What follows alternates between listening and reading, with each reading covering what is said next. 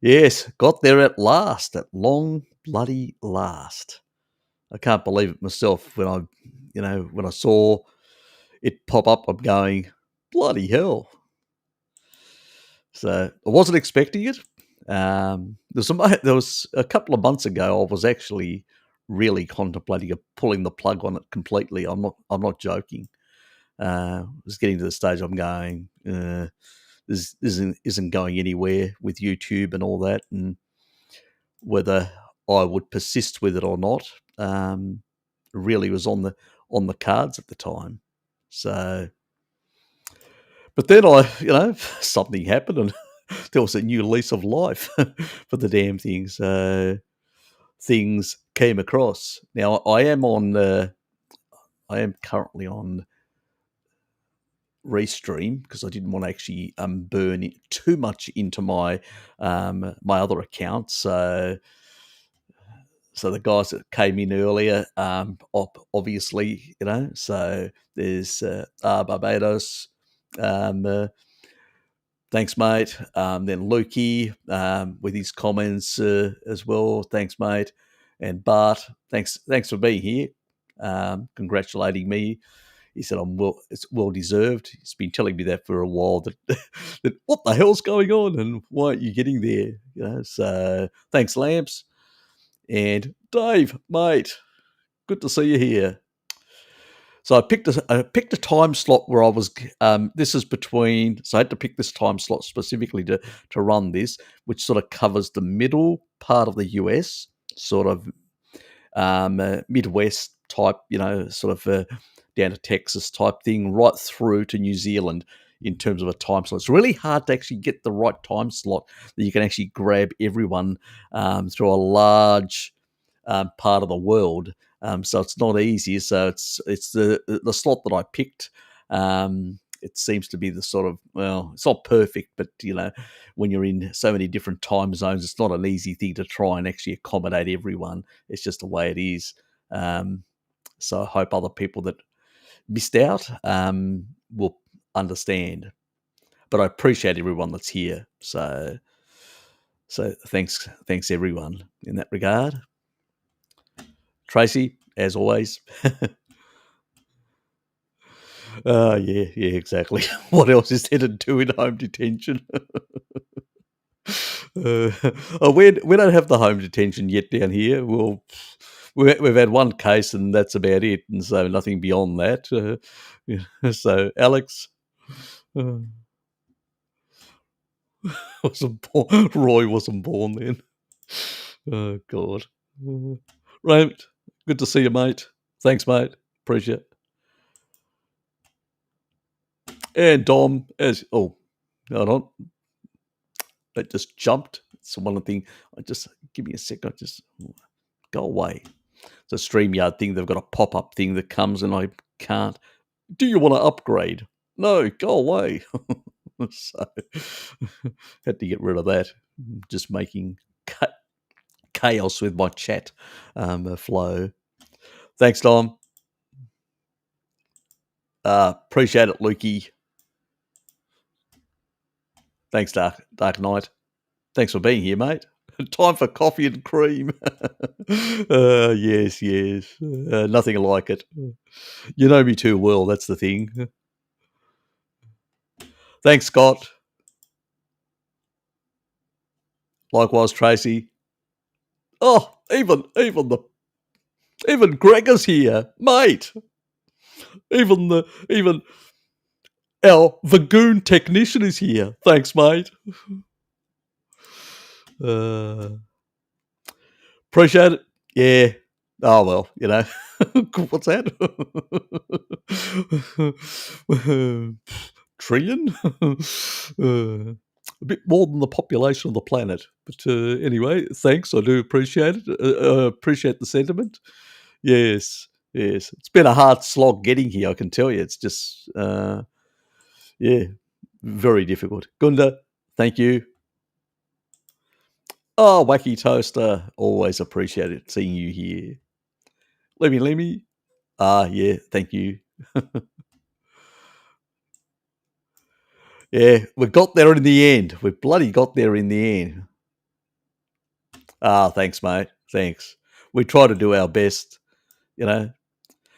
I mean, as I always say, it's just too empiricist on that, and everybody else is a sort of a rationalist who makes shit up and basically jumps on any bandwagon that will get them more clicks. So you won't find that with us. It's um, we're Puritans when it comes to the actual science. If it's not there, it's not there. I mean, that's our point. And we can only go on things like N15 archaeological evidence and other things. Some anecdotes, obviously, but a lot of the science out there is very highly corrupted. I usually focus nowadays on a lot of like mechanisms or where the inference is very strong, statistical inference, and I'll go, okay, you know, there's a possibility that this, like the cataract one that I just did a moment ago, that was also, there was an ulterior motive on that, basically to get people, oh, there's an announcement, just in case not enough announcements go out. So that was the thinking behind that. That was a bit to be released tomorrow, but I thought about, as I said, could I spruik up the actual announcement type things? If you see the one, you may see the other. So that was the whole idea behind that. But yeah, look, it's been a hard slog, I can tell you. It's been a few disappointing moments in the whole event and all that, but got there in the end. No thanks to the YouTubia mafia and their sort of algorithmic incidents here and there. But really, I have to thank everyone, all my subs, my subscribers, because you guys have basically, I know you've been going around sharing a lot of my videos and all that, and other people have said they've seen my videos or they know someone who's talked about me or put it on their social media and stuff like that. So I do, from the bottom of my heart, I appreciate that. Thank you, really, guys. You know, without you guys, really, this channel wouldn't exist. This channel, basically, I'd just be talking to myself. Not that I don't sometimes, but you know what I mean. Yeah, it would be like that. Don't let the fame get to your head. Unlikely, wacky toaster. That's not my style at all. Um, I've been there. I've been there, and I know what power and absolute power corrupts absolutely. Yes, it's you got to stick to, and that's why even when I lost the presidency of the Greek community, when they rolled me, some of those rich bastards that didn't want me there, pretty much shit happens.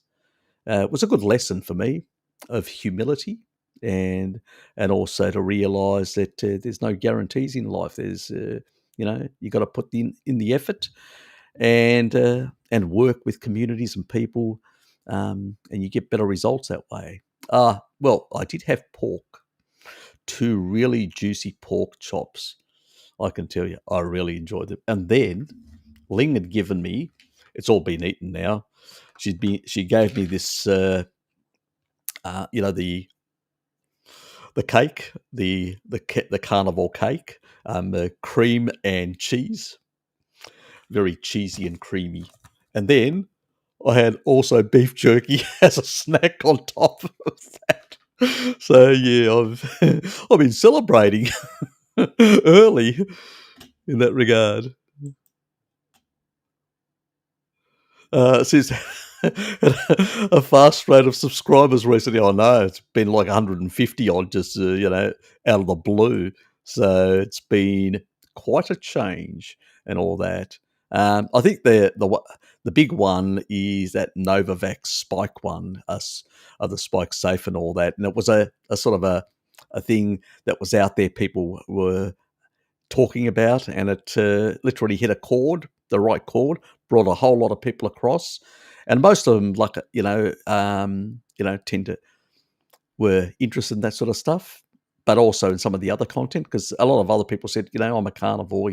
I came across because I found that video, but I didn't even realize you existed, and I've noticed you've got so many things that I've sort of had questions about, but nobody else is talking about. There's nobody else is looking into the research or investigating some of the research in these areas. So, they found that interesting. So, which is good. Which is good. That it's crazy. I did actually. I thought that was going to be an absolute flop. That video. That and a couple of others. I actually thought, what, why am I doing all these bloody COVID ones and all that? I thought it was going to be a complete flop, and it was a blockbuster. I couldn't bloody believe it. Just yeah. So do not ask me to work out which videos are going to be the best because I've got no bloody idea. I wasn't expecting the result. Let's put it that way. So yes. G'day, mate. Good to see you. Thanks. Yeah, thanks. Appreciate it. Oops. I nearly clicked on Stanny again. And Robert.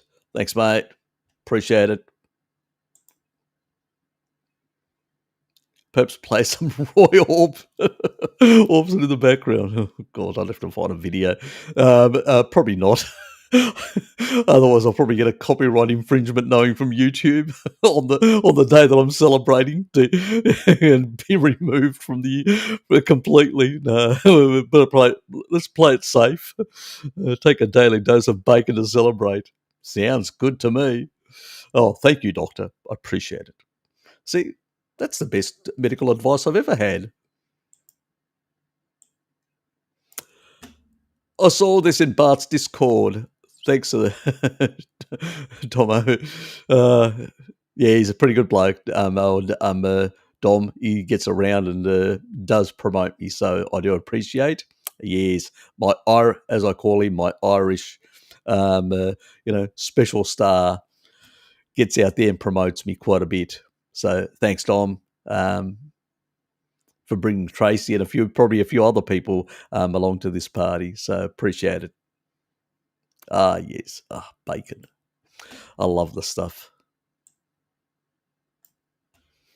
Actually, that's what I actually ran out of bacon.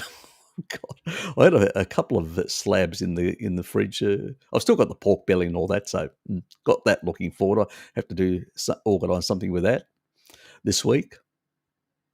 Ah, yes. Oh, water celebration, just in case my throat becomes all croaky and dry. Celebration things, Exactly. Ah, yes. We have all these remote problems living in Tassie. Sarah, it's nice to see you here. Thank you. Dylan, appreciate it, mate. Appreciate it. Thanks, Jared. Yeah. Look, yeah, I'm sort of, in hindsight, I'm glad that I stayed around as well. So, in that regard, I have to thank, if I'm going to thank anyone who pestered me to get on YouTube here, I'd have to thank Bart K. So, thanks, mate. I appreciate all your help in the early days, all your encouragement and support is truly appreciated from the bottom of my heart, mate. You're a top bloke. So, yeah, thank you very much. And also Pim as well. Pass on my regards to her. She's sort of promoted me on her channel as well. So, all appreciated in that regard. So, you guys have been pretty much my strongest supporters and strongest promoters. So, I do appreciate it a lot. So basically, if it wasn't for Bart K and Pim, I probably wouldn't have got started. So if you're going to thank anyone for me being here, thank them. And if you haven't, if you're not subscribed to them, why aren't you? They're in my feature, subscriber list. So go there and please subscribe. They've got a few other newer channels as well. So if you haven't subscribed to those, they're all in that list. Do please subscribe. They're some of the best people on, including myself, yours truly, on the interwebs, with good solid stuff and no BS. Yep. Yeah, look, I appreciate it. At the end of the day, information. Holding on to information and not sharing it is useless. You know, I mean, got to get it around, so to speak, to help others in the end. I've seen people make carnival cakes with the chicken flour and sweetened whey with cream as icing. Oh God. Yes. Yes. A bit like the keto world that went down the rabbit hole of processed stuff, you know. Yes. Hope the carnivore diet doesn't actually end up like that as well with too many carnivore crazy stuff. Anyway, Fluffy Rainbow, thanks for being here. Appreciate it. Thank you very much. Critical mass achieved. Ah, yes, yes, definitely, Raymond. Definitely. One case of Novavax celebration.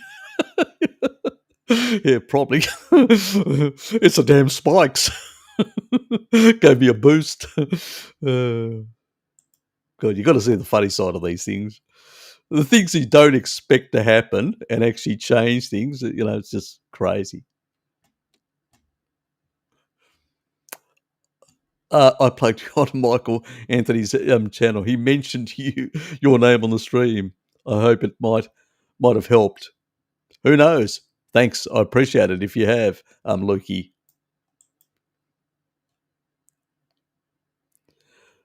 We need more sensible info around lurgies and their jabby jabs. Uh, Tracy's got a way with words. Do you have a personal email for us to contact you? Yes, I do, Dark Knight. You go to the About page and you will find it. It's sapanos@protonmail.com.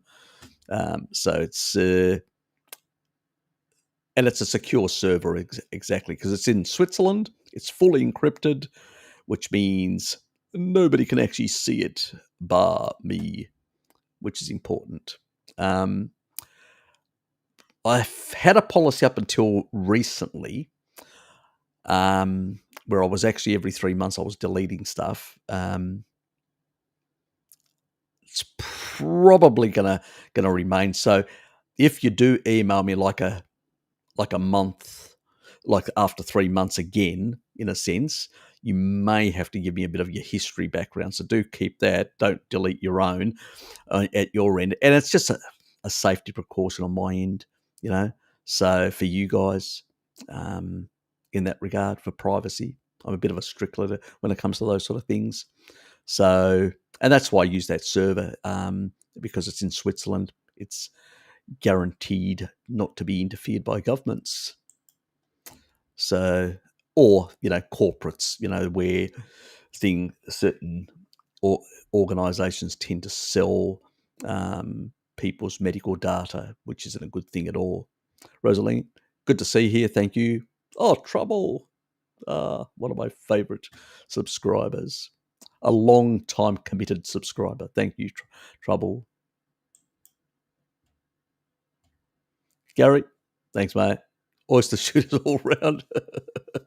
Actually, that's not a bad idea. Actually, I should go down to the waterfront and buy some oysters tomorrow.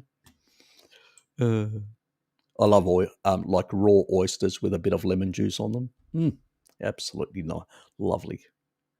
I don't mind them cooked as well with bacon on top, but Fitzpatrick type things. But I do like them also raw. Yes. Not staying poppy in to say congrats, Gardenia in Bloom. Thank you for being appreciate it. Appreciate your support as well. Yeah, and you're welcome.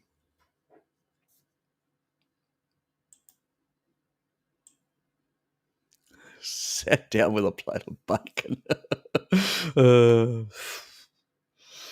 Basically, even though it's late now, 9:30, I could basically, if I had a big bloody a plate full of bacon, like a kilo of bacon, I could get through it. No problems whatsoever. It's probably one of those foods that, other foods I'd say, oh, yeah, I'll put it in the fridge. I'll have it, I'm not hungry. But that one I'd go, I'm going to have some strips. So, yes. Final bosses on nutrition YouTube. As long as the nutritional mafia in the YouTubia world doesn't take us out one of these days, one can only hope. Never know. Your luck in this world. Yes. Definitely subbed. Yep. Thank you. Appreciate it. Thanks, Mike. And look, he's got a few things here. Yep. Strips of bacon as well. Perks and cheese. Makes a great cake. Yeah, that's true. Actually, I actually love. I do. Dad makes some. He makes him his own burgers. So he actually buys a third pork, a third beef, and a third lamb. Combines them with oregano and stuff like that, and salt and pepper and whatever. Sometimes with rosemary, and not oregano, but with rosemary. And I can tell you, it is really nice. And then you put some cheese on top. Oh, absolutely wonderful. Especially if it's halloumi. Oh, God. Love the stuff. It's probably because I grew up on some of that stuff. So.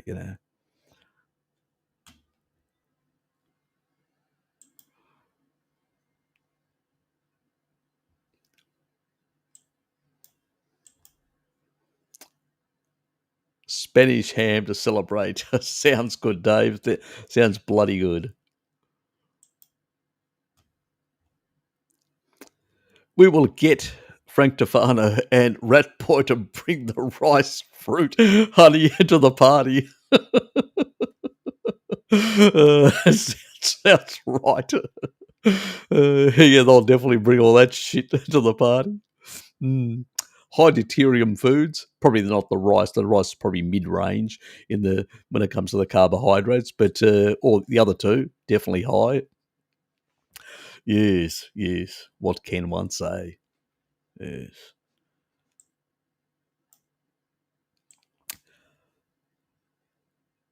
I didn't realise Frank was still going. I thought he pulled out of the whole YouTubia thing. Pulled the plug. Come back.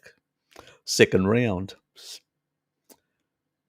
Next topic to get 100k Novavax not developed on the pole of the flat Earth so the graphene particle could be magnetized. Lemmy. You made me laugh. You definitely made. Pass through the airport security. Oh, definitely. 666 megahertz.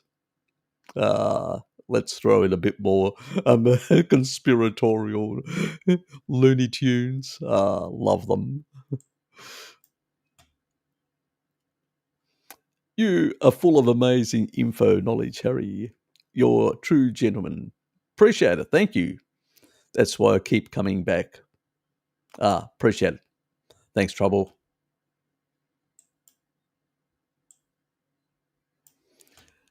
I've been eating tons of mozzarella recently. Man, cheese is fantastic. Yeah, you got to be with mozzarella. I find that there's a lot of if you get the mozzarella itself and then traditional mozzarella, you're fine. But all this sort of there's a lot of stuff out there, products and all that are in like mozzarella packs ready to go and stuff like that, and grated stuff and all that, which has got a lot of caking agents and a whole lot of other stuff. So you've got to be very careful with that stuff. So I just usually get my own and Italian, really good quality stuff, and that's how I make it. So yes, and that other Italian one, I will have it at the live stream next this coming week. The cheese, because I can't remember the damn name, so I have to go and buy some. It is really nice. It's a bit on the pricey side, but it's absolutely creamy. It's actually even nicer than brie, and I love brie. So yes. I did beef, lamb, bacon, and meatloaf with cheese topping. Ah, sounds wonderful.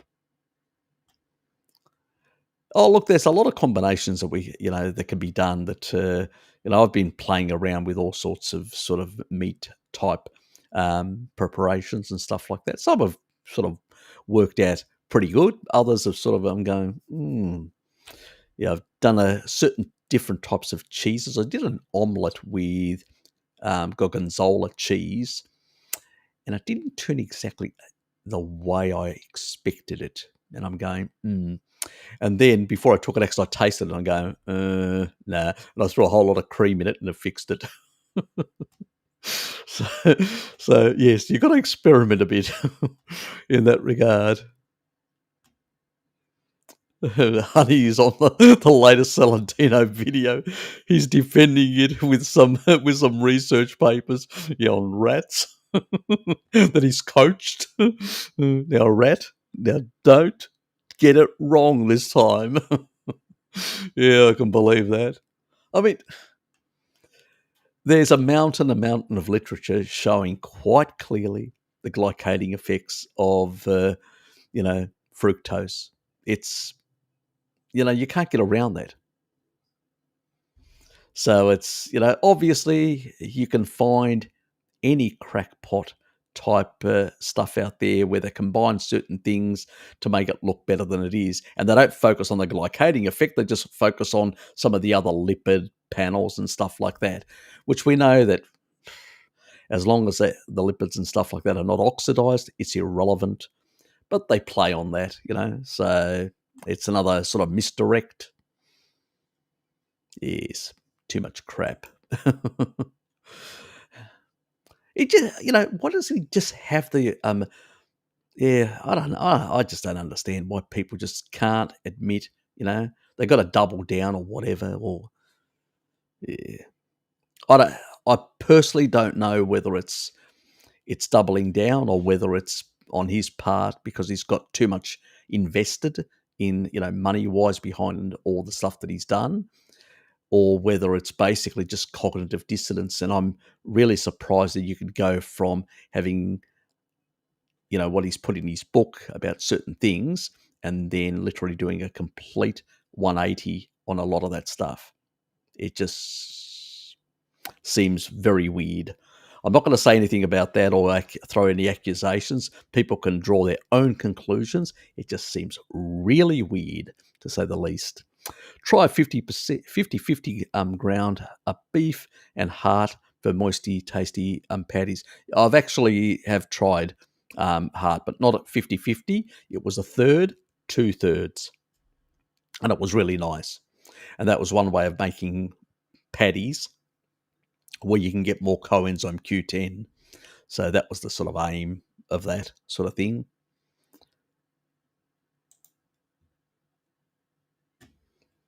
Ah, my sweet llama, how are you? Where to go? Oh, yeah, thank you. Keep putting a dent in the universe. Appreciate it.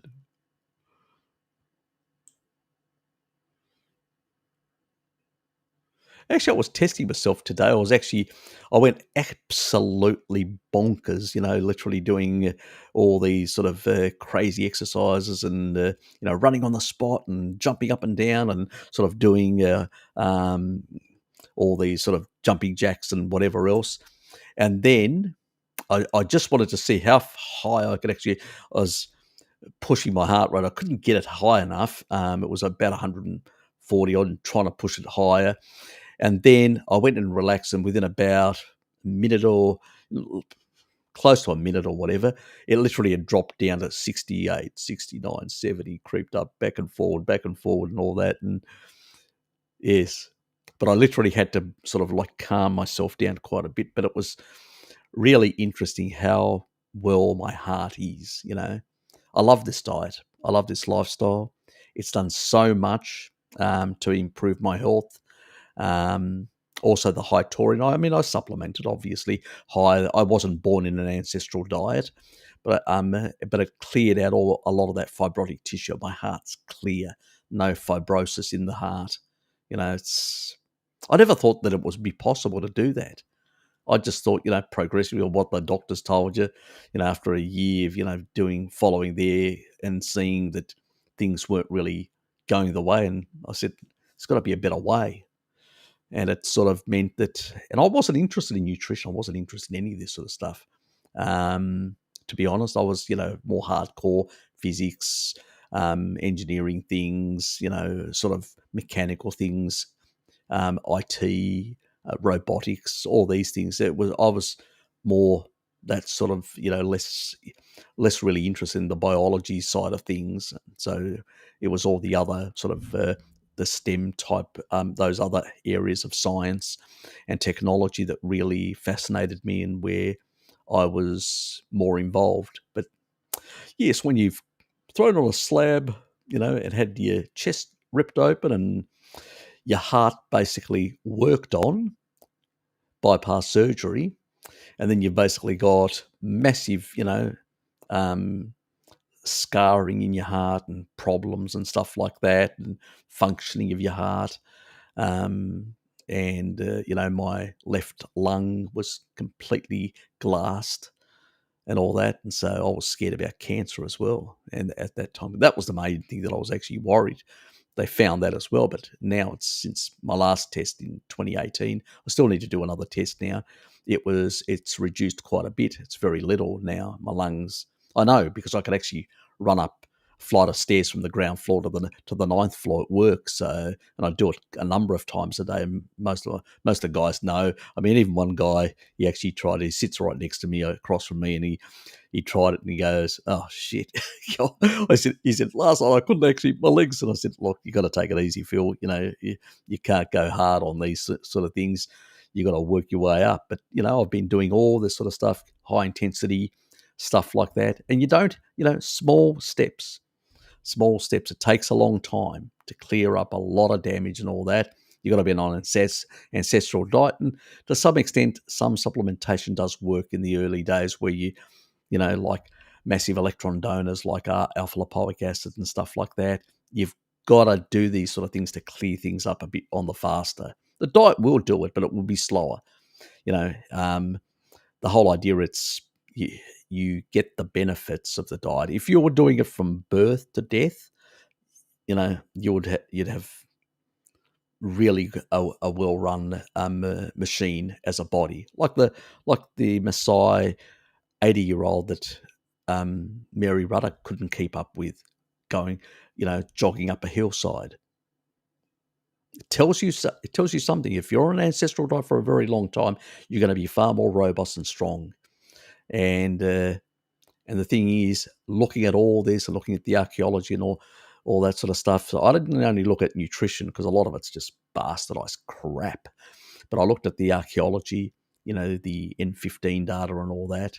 I think I even mentioned in my first interview with Bart, because I'd been looking at it, and the person who actually got me into that, thinking about that, the isotope data, was Michael Eads. He was talking about it years ago. So, but nobody was listening to him, and I checked it out myself. Max Planck Institute in Leipzig, Germany. You can download the stuff, look at it, and go, shit, they've really got this data from the collagen. These humans were truly hyper or super or hyper carnivorous. Shit, you know. I think after quite a few million years of different hominins being in that sort of state, I think we've got enough adaptation.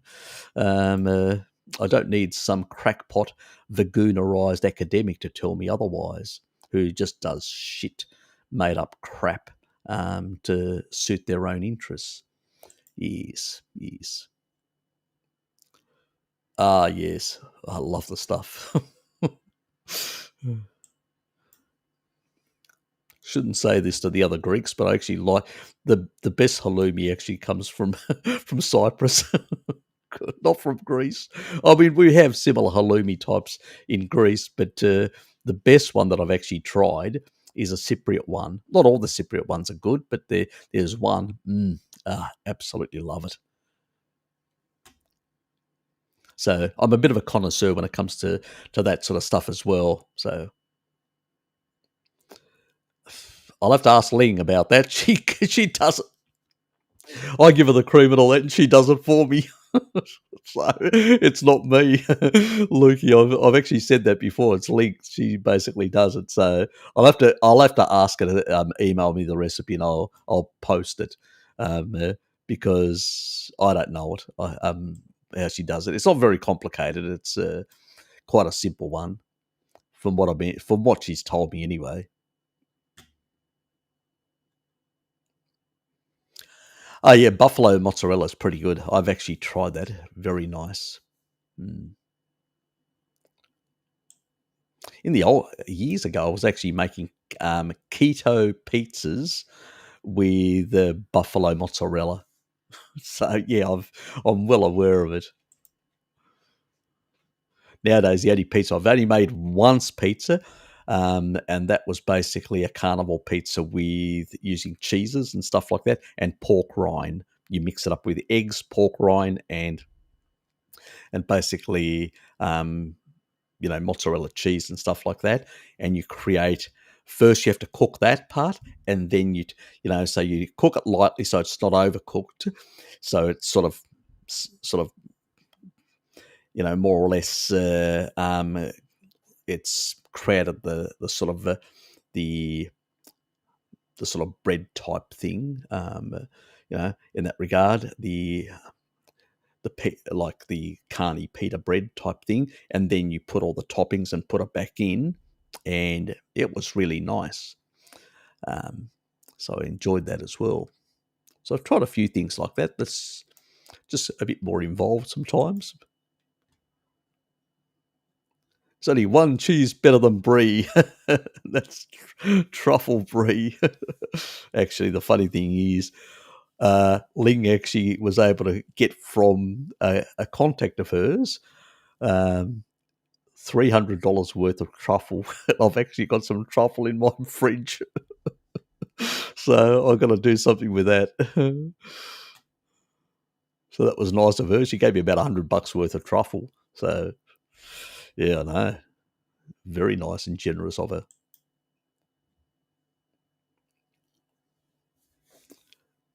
Tuna yogurt. Ah, yes, nothing like. Does Saladino's book have any credibility now that he's turned? Probably not, from what he originally said. Um, Look, probably not the book. Look, some of the stuff that he cited is really good. Is top stuff in the book. I haven't read the book, so I can't. But from what other people have told me, some of the citations that he's got in there are top value. So you can always use the citations. It's valuable. It's a valuable resource. Let's say. Let's put it that way. But that was before he went. Yeah, weird. Somehow he's been influenced by the sort of the Ray Peat crowd with reductionism. He's been hanging around people that are sort of inclined, and a lot of these people just peddle in reductionism. I mean, I've discussed this before in my live streams. I'm not going to go. This is a celebration event, but I've discussed this in other live streams. Plus, I've also did some stuff that covers that. I will be doing some more stuff in future that will be, taking on the Cockwomble. Bart has done quite a few, videos in regards to Ray Peat and Ray Peatism. So, so there's plenty on his channel as well. People should check out. But it's just bonkers. It's just reductionist nonsense. These people just look. Reductionism has its place in research or in nutrition, or not. Sorry, not in nutrition. In physiology, what it does is it actually can explain how part of a biological process works, how all these enzymes, are able to go like whether it's lipolysis or the citric cycle and all that. There's all these enzymes that are actually at these different stages that are doing something. Well, pretty much citric cycle is just production of metabolic water. But at the end of the day, that's the sort of information which is useful to sort of understand things, to get it in your head. Because when you look at the biological complexity of all these different interacting systems, it's fucking hard to, it's very complicated. So you use reductionism to understand segments of that process. But if you then extrapolate from that as if, that is the in and the start and the beginning of something, then you're going to be lost, because you will then come up with crackpot ideas.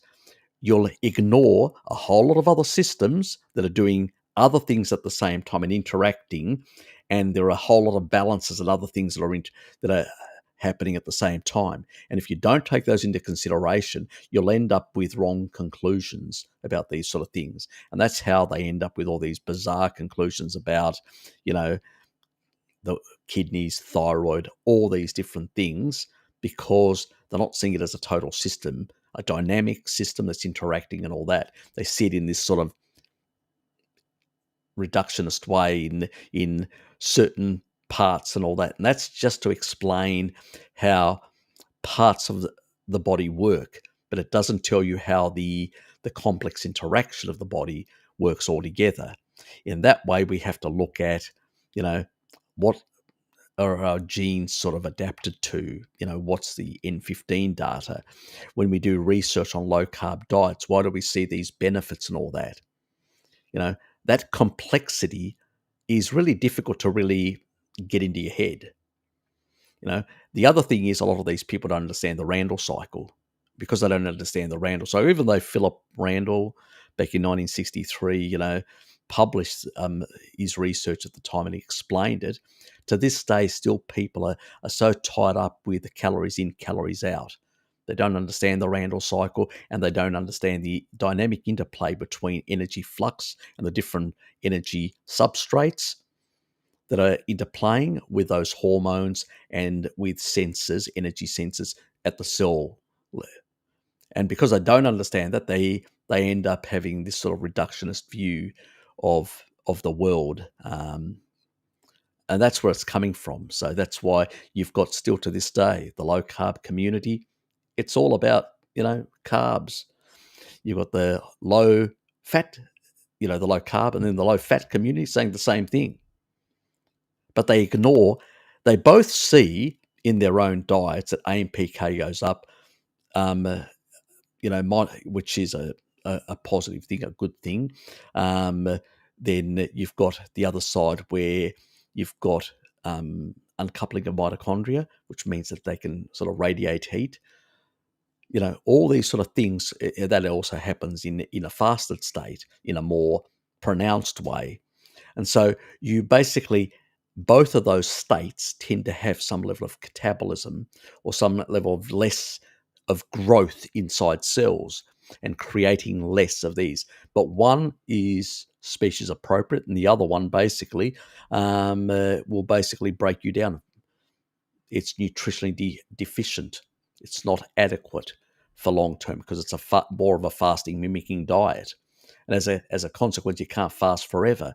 And this is the problem. But they don't understand that when you combine the two and you exceed the energy, especially today where people are more sedentary and sit on their asses most of the time, because that's the lifestyle, the work lifestyle, everything, they very easily engage the Randall cycle compared to the past. And the other thing is, the important thing, we've flipped the macros as well. Then we ate more animal products. Now we eat more plant products. Since the 50s and 60s, we've flipped it. And those are, we're talking about seed oils and that. You've got a lot of sugar and fat from these refined things coming in rapidly and engaging the Randall cycle. But a lot of people are still caught in that paradigm. Even there are some people out there talking about protein. Yes, protein is important, but they see it as, you're going to get satiety, you're not going to feel as hungry, you're not going to eat the other things and all that.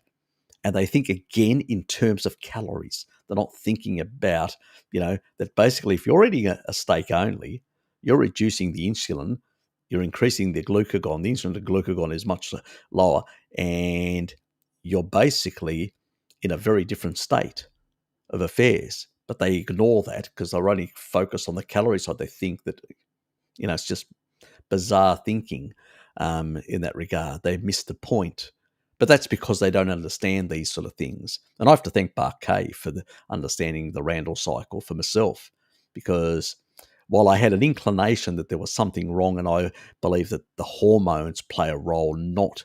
And then I came across Walter Kempner's work, and I'm going, they can't be both right. The low carb and the low carbers and the low fat people. They can't be both right. There's something missing here. And then I came across Bart, and heard him talking about the Randall cycle, one of his really early videos, and I go, shit, this guy's got it. That's what it is. And then I actually went and researched what Philip Randall actually wrote. And initially I didn't understand it very well. And then I read it, a second time, and I started getting through the synapses. Yeah, so I have to thank Barkay for that as well, for enlightening me and directing me, because I was looking at these two communities, and I just couldn't make heads or tails why both of them were showing. There was good research, but I couldn't reconcile the two. But when you understand the Randall cycle, it's easy to reconcile it. So it was quite liberating. Let's put it that way. So thanks, Bart.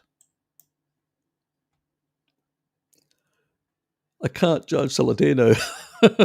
I just get worried for the people who follow, blindly. Yeah, I know. Yeah, that's a hard look. One can only hope that they realise that that stuff isn't good. And on top of that, it's high in deuterium. If you do that for too long, you're going to be damaging your mitochondria. It's not a good thing, especially honey. So, yeah, what can I say? Not that I'm supporter of any carbs, but if let's say in a strange, bizarre world, you had to eat a carbohydrate.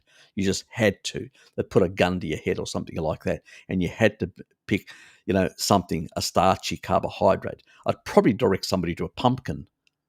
You know what I mean? A low sugar pumpkin would be the thing if I was going to direct anybody to anything. If they were, like they had a gun to their head, they had to basically eat a carb, whether they liked it or not. Because definitely not honey. Bloody hell. Even a carrot would be better.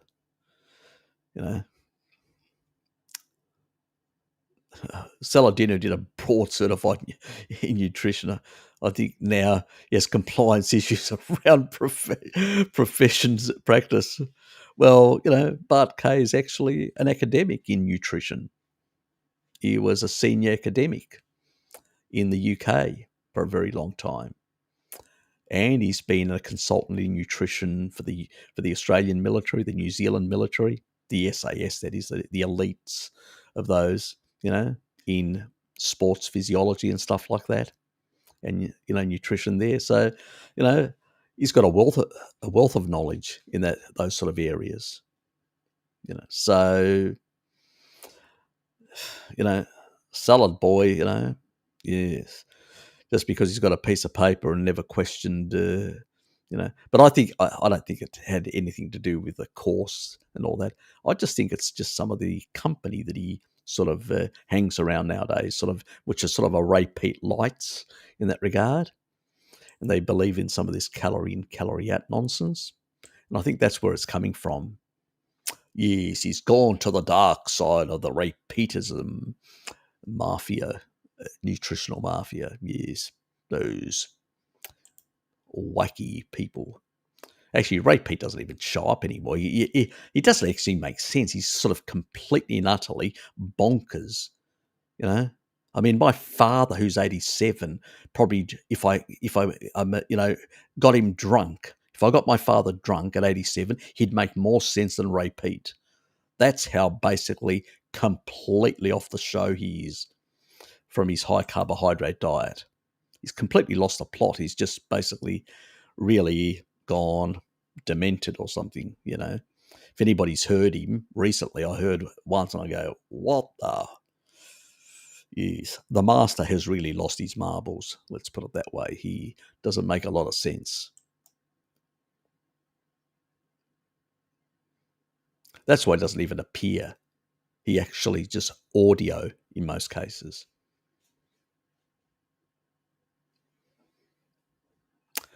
Thank you. Yes. I'm I'll tell you one thing. If veganism would fix everything, I'd be on that. For me, it's not, I'm not, when it comes to that, Dave, I'm not basically, I'm Puritan when it comes to the science. When I've looked at the archaeological evidence of the nitrogen N15 data, when I looked at all that sort of data and all that, because I was already drifting when I was in my low carb, sort of keto-ish type days, I was drifting to more carnivory and less plants. And then basically influenced a bit by Michael Eads with his, because he's been the sort of the protein power type book he had years ago, and he's very much an aficionado supporter of that. Disagrees with Ron Rosdale, and I do as well, because Ron Rosdale also cherry picks studies and does a lot of reductionism when it comes to mTOR related issues and cancer. It's bullshit, you know.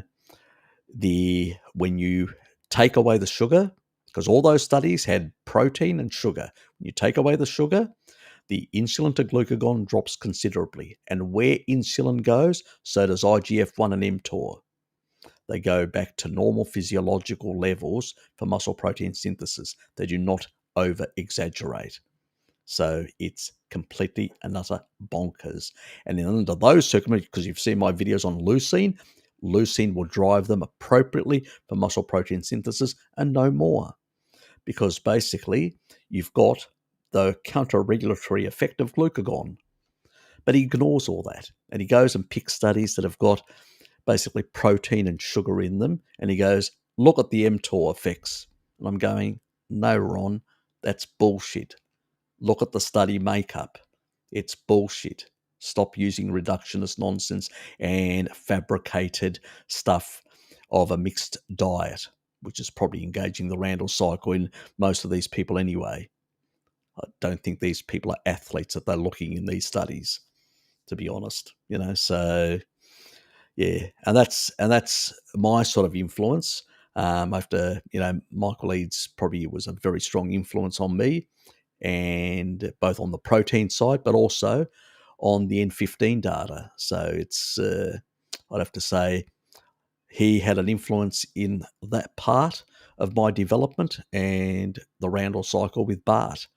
So those elements, together with all the other research that I've got, is really that actually made more sense to me, brought it all together. And was able to then allow me to develop sort of an appropriate sort of way of going with it. So, yes. Anyway, better move on. There's plenty of other people that are basically making comments. Yes. I'll just keep on sticking these up. Bruce, thanks, mate. Would love to enjoy dairy, but I get acne. Okay, yeah, fair enough. Different people react differently. Biggest problem is a lot of people is we haven't been on a species appropriate diet for years, and a lot of us basically have issues with our guts still. The biggest issue is the loss of a lot of lactobacillus. It's the stuff you get when you come out of the birth canal, out of your mum. You get coated with shitloads of lactobacillus. And then we throw in a whole lot of unnecessary antibiotics for a very long time through our lives because we're on a kibble diet, getting sick all the time. And we throw a whole lot of glyphosate, which has got an antibiotic effect, and it is patented for that thing, for that purpose. So nobody can deny that. And it's riddled in most modern foods today.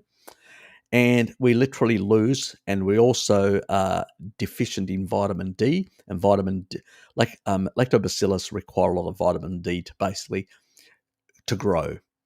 So if you don't have enough vitamin D as well, lactobacillus shrink as a within your gut microbiome. So they play a very important role with a lot of these sort of issues of inflammation, the ability to handle dairy and all this sort of stuff. So that's a large part of it as well, which is unfortunate because of our modern lifestyle that we lose a lot of that elements. It takes a while. Do check out, Bruce, a lot of my videos about some of the antipathogenic sort of strains. They're out of Sweden, and they're Lactobacillus reuteri. There are specific strains. So just for people that don't understand this, there's a family. It's called the Lactobacillus reuteri. And then within that family, there's a number of different strains. Not all the strains are the same. Some strains can actually be pathogenic or problematic in different ways.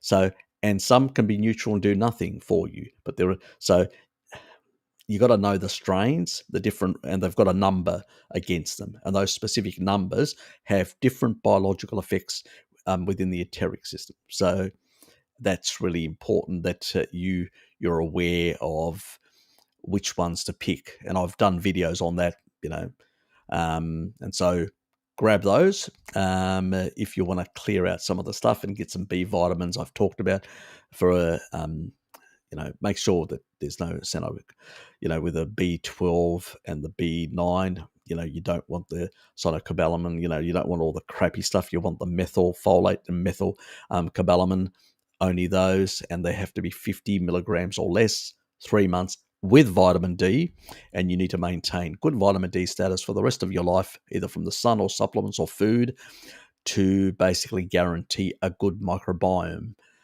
for these beneficial bacteria, because they tend to hog and love vitamin D, and they exchange B vitamins amongst themselves. So animal foods are very high in those things, so they really help.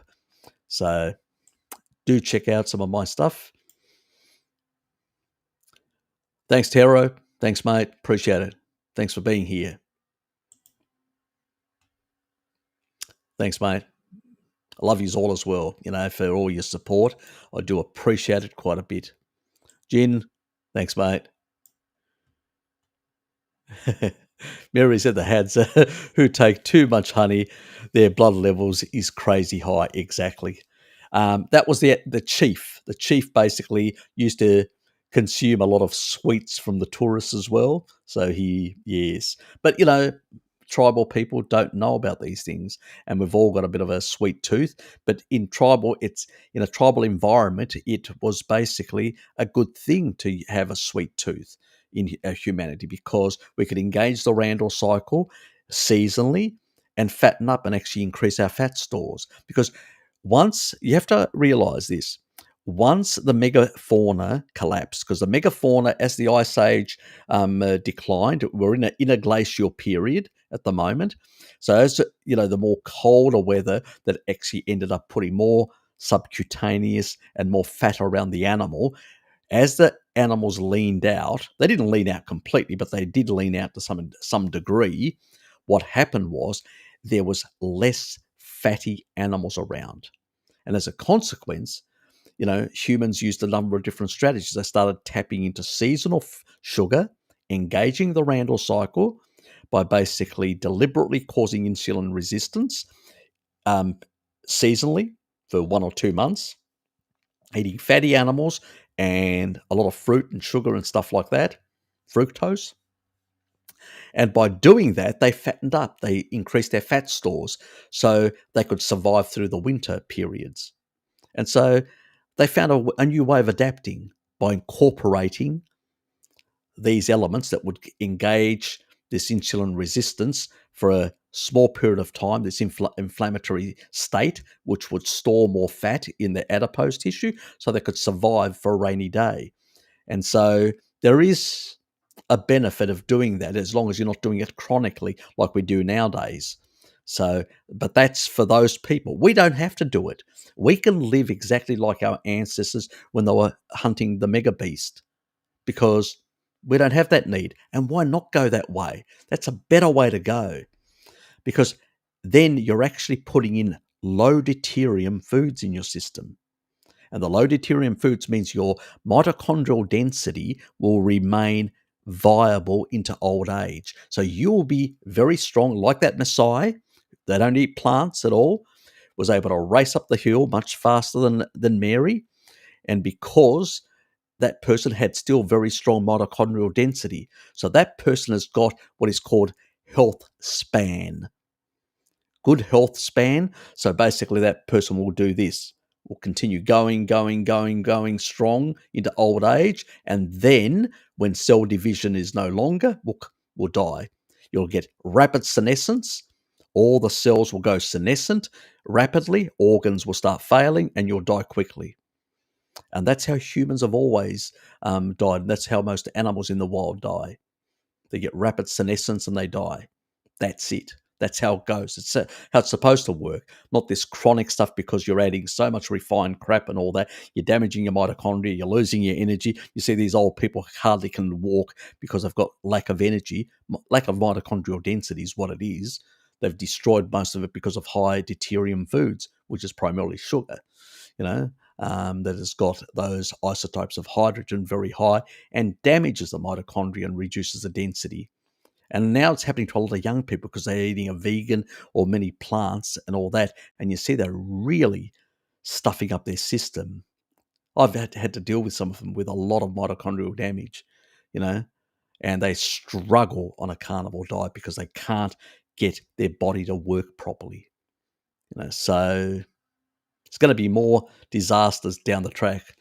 So I hope they find me and actually are able to use some of my information to try and flush out the excess deuterium and try over time to repair their mitochondria with a species appropriate diet. Takes time, but it does work in the end. So yeah, it is a crazy out there with some of them. And also the Hadza. Thanks, thanks, Jared. Yeah, thanks, mate. Yeah, got there in the end. Did get there in the end. And the Hadza as well. The other thing is, when I talk to, because I always like to go into detail.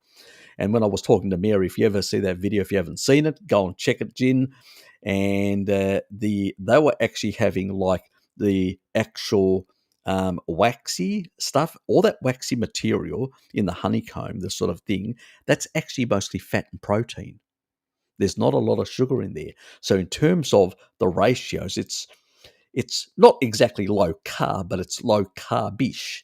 So and you're only cutting small snippets, so you're only having a few grams of carbohydrates, not massive amounts. This isn't like honey, extracted honey. They're having it with the honeycomb, and they're eating that as a total thing, as a treat. Completely different. So, and that's what they observed. And the guy that does the True Lies video that was with Mary actually is doing a movie and showing that exactly what they do.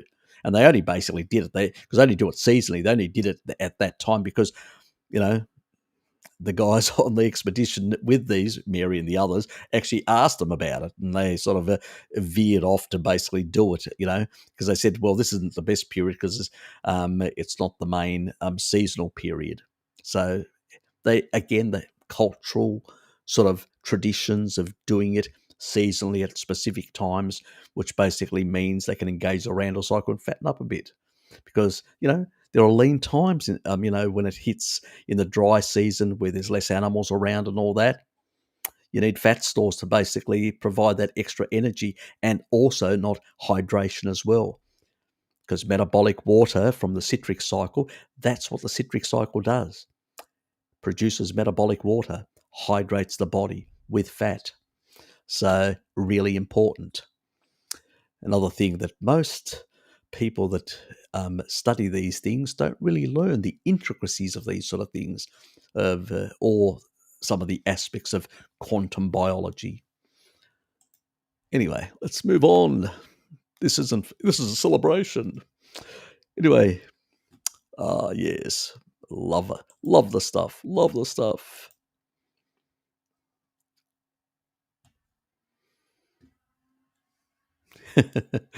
uh, gender gender realignment stick for good. Uh, Uh, it's synthetic aroma. Okay. Truffle products. God. Got you started, didn't I? Damn.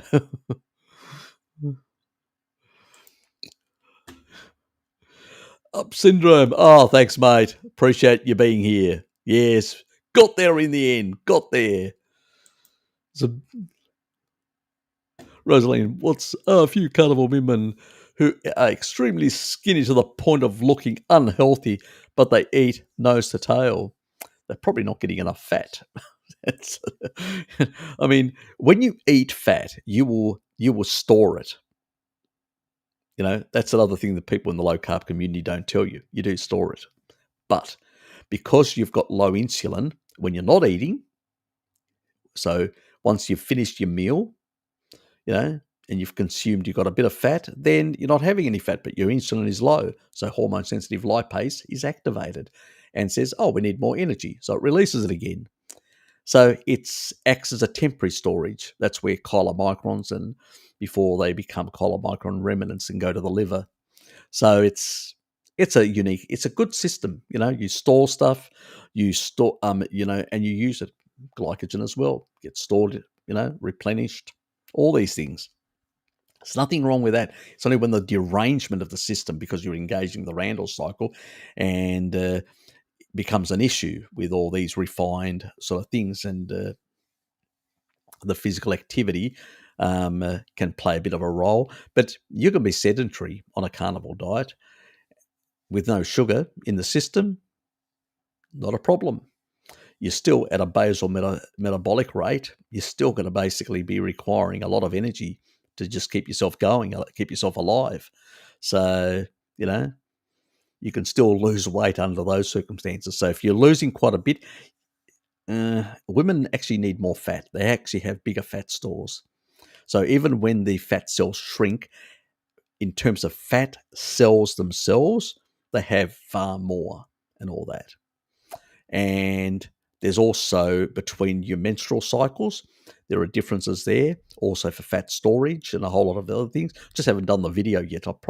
It's one that I do want to do for the ladies, and sort of get into some of that sort of stuff, so they know even when to take cheats and when not to, when they're more vulnerable for the Randall cycle activation, stuff like that. So there are differences between men and women on that front. So expect something on that front as well.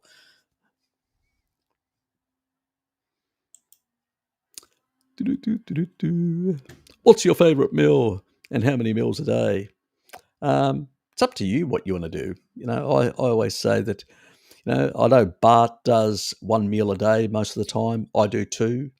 Mine tends to be a main meal and a snacky type meal. So I'll have, like, when I'm at work, I usually have my main meal at about 3 o'clock most of the time. And my snack is about midday. So it's within about 4 or 5 hours of each other, which is in daytime, in daylight, within the circadian rhythms of, as a tribal person, you'd go out, probably have a snack on the way as you're going for a hunt. By the time you got back, it would be in the early afternoon. You'd then sit down with everyone and just gorge on a lot of food for probably an hour or whatever. It's probably why I've picked that sort of scenario. It's more ancestral in that regard. It's the way I've done it like that. But there are other people, and there's plenty of other studies that show that, as long as the window's shorter, doesn't really matter. And at that stage, it doesn't really matter how much fat you have. Because if you're just basically in a window of, let's say you have a lot of fat bombs and stuff like that, well, that's maybe within those 6 hours. After that, for the next 18 hours, you'll be having hormone sensitive lipase activated and drawing all that back out and used from your temporary storage. As long as the insulin is not high, elevated, and only carbs will do that, then basically you can just tap back into it, store back when you're time restricted feeding, tap. That's how the body's supposed to work. That is the normal approach, the way it was supposed to work. And it was only seasonal sugar that was supposed to come in at certain parts of the year just to add more fatness to us so we could survive those lean periods through the wintry or sort of more drier periods in Africa. So that's how it was designed. We've just, in the modern world, because of refrigeration, we can store and keep sugar all year round, and pretty much that's what we do. So it's a very different, and we work against our biology in that regard. And it's really hard to explain this to people because, nobody wants to really get into the nuances of it and stuff like that. So, yes, they have to damage themselves before they wake up to themselves. It's really unfortunate. Ah, thanks, Tracy. Yes. Always those sharp points, Dr. Gregor. Is oxalate dumping is caused by grains or green veggies or both? Uh, Depends on the green veggies and depends on the grains. Not all of them have got a high in oxalate. Some greens are low. Some grains, they tend to be in the mid-range. Some are higher than others. It varies quite a bit. And then how they're processed. So it's a big mixed bag. I do want to do an oxalate thing. I do have all these. I downloaded from one of the universities, all the sort of where it actually covers right through the oxalates. And you're supposed to not do more than 50 milligrams of oxalate per day. It seems like that's a rate limiting. That means the enzymes being able to break down the oxalates can only manage that amount per day.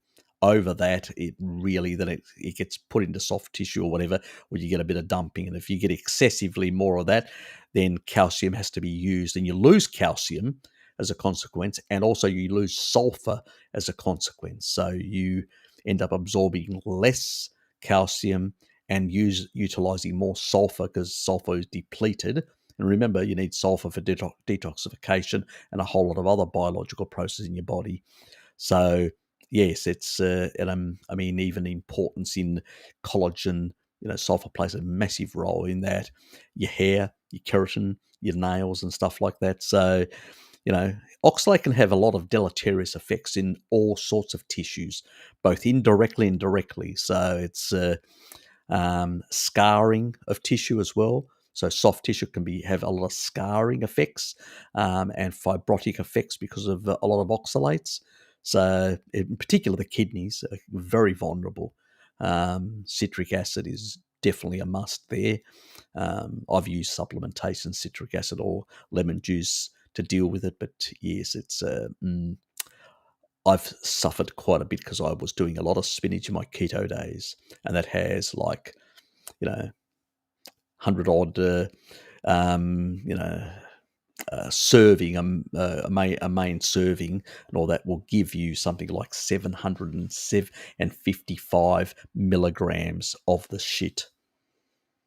Massive. And I was doing that every day with bacon and eggs in the morning. Yes. So let's say I've gone through oxalate hell for a period of time, and also some of it got incorporated in my bones as well. And yes, and it's been only in recent, probably a year or so, that it seems to, be really getting good now. A lot of those issues that were associated have cleared up. I don't get any dumping anymore as well, so I think I'm over it. But it was, let's say, a drawn out, uncomfortable times. So, yes, while the low carb community taught me a lot, it also got me onto very inappropriate foods for our species. It's caused me a lot of harm as well, and a whole lot of health problems in terms of oxalate and kidney stones. 4 times, actually. And the last time it was basically I went really hard on the citric acid and got rid of it.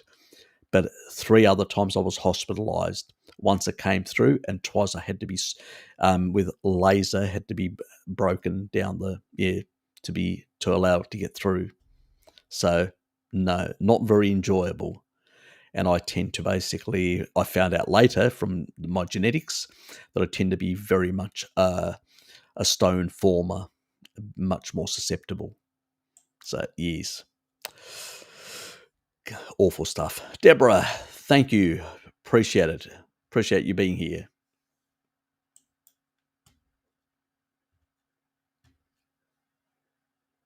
I'm just going to go through because I need to cover everyone. So as you can, so do bear with me in that regard. Exactly.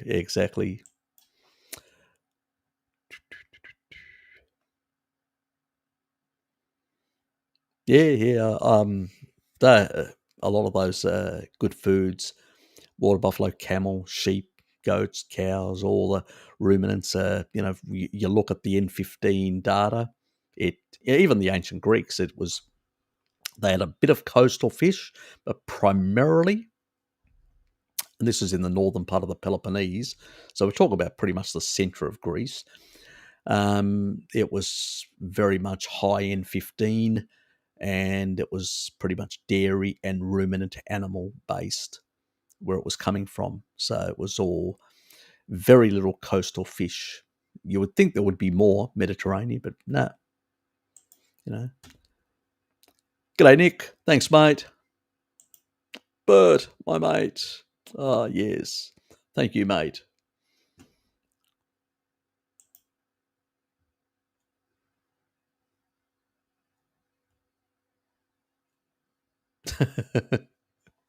uh, look, I've talked about with the boron stuff to normalize the hormones there, but you've got to be very careful with boron because if you've got a magnesium or potassium subclinical deficiency, it will magnify it. So I had one lady from the Netherlands, and she's a nurse, and she basically stuck to about, which is equivalent to 4 avocados a day to 6 milligrams. And she started feeling the sort of like cramps and stuff like that. And I explained, it was one thing that I sort of missed, and I didn't actually make, but I was sort of semi-aware of certain issues, but I wasn't 100% in that regard. But I did caution people. I said, you do 1 week 12 milligrams, then 6 for the next week, then the third week, 12, 9, 6 in the third one, and in the fourth one you go to 3, and then you stick to 3 for 3 months, and it normalizes your hormones, like for men, testosterone, estrogen, and the same thing for women. So it normalizes, it brings them back the hormones more in the normal range. Something because a lot of our lifestyles have caused derangements in a lot of those things, and that's one thing that helps with boron. For 3 milligrams, you'd get it in basically nearly 2 avocados equivalent. So, but the difference is that avocados also come with potassium and magnesium and stuff like that. So that's where the difference, and it does require some of those minerals as well. And it's something that I didn't touch clearly, and that's where I sort of missed the point. Didn't clarify that, and she basically stuck to 6 for too long, and caused herself, this sort of issue. But I should have been a bit clearer on that. That was a bit mine, a bit. Sometimes you talk about something, but you don't explain the reason. And if you don't explain the reason, people think, maybe I'll do a bit more for a bit longer. There was a reason, but I should have explained it. It was my fault in a sense that I didn't explain it. That's why I have a specific reason why I say that you gotta go to 3 and stick to 3 and no more after that, up to 3 months, and then stop it. Because you'll get some less than that from the diet, which is all you need. You don't need massive amounts, especially when you're on a carnivore diet. We're just trying to normalize things, and then the rest of the diet should keep those things in a more normal range. For most people, unless they've got major derangements and problems that haven't been healed properly, and then we need to approach things slightly differently. But that's a different issue for another day. Anyway,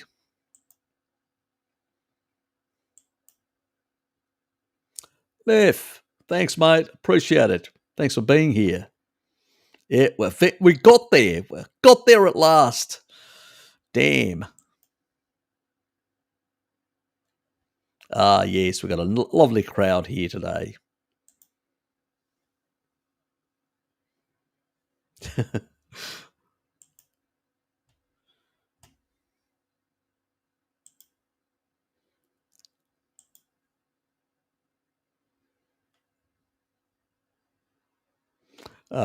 Just having my pork belly and bacon for lunch. Oh, sounds beautiful.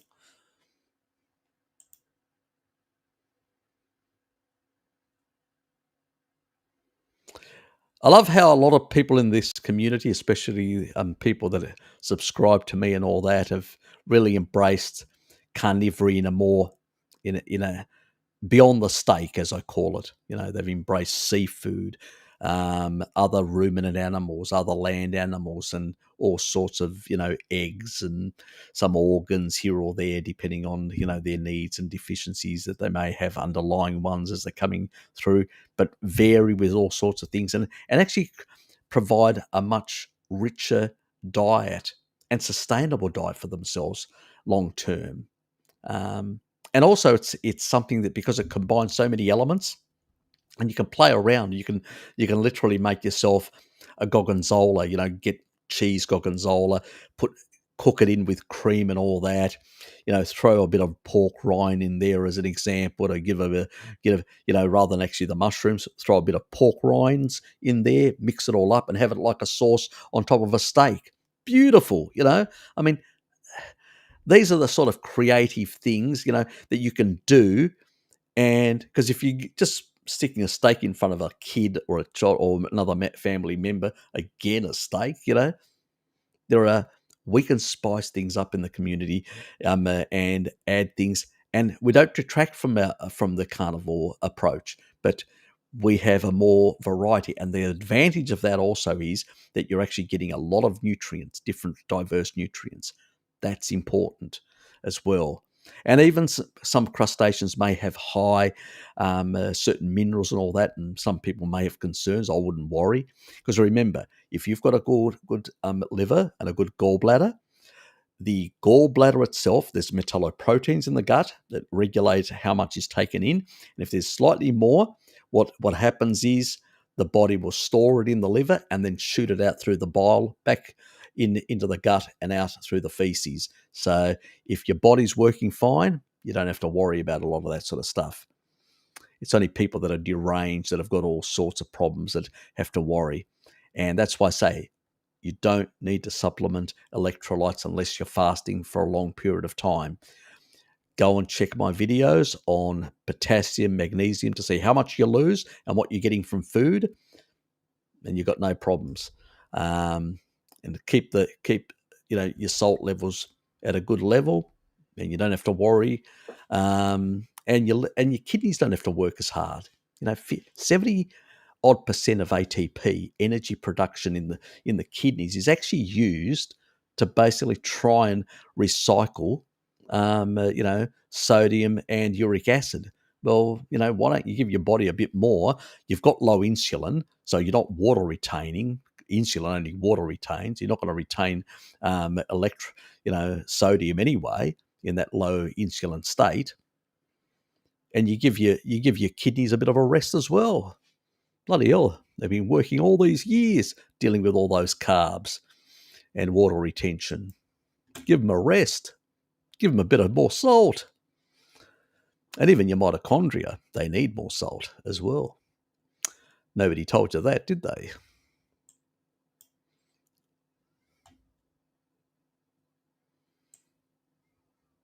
Ah, lovely.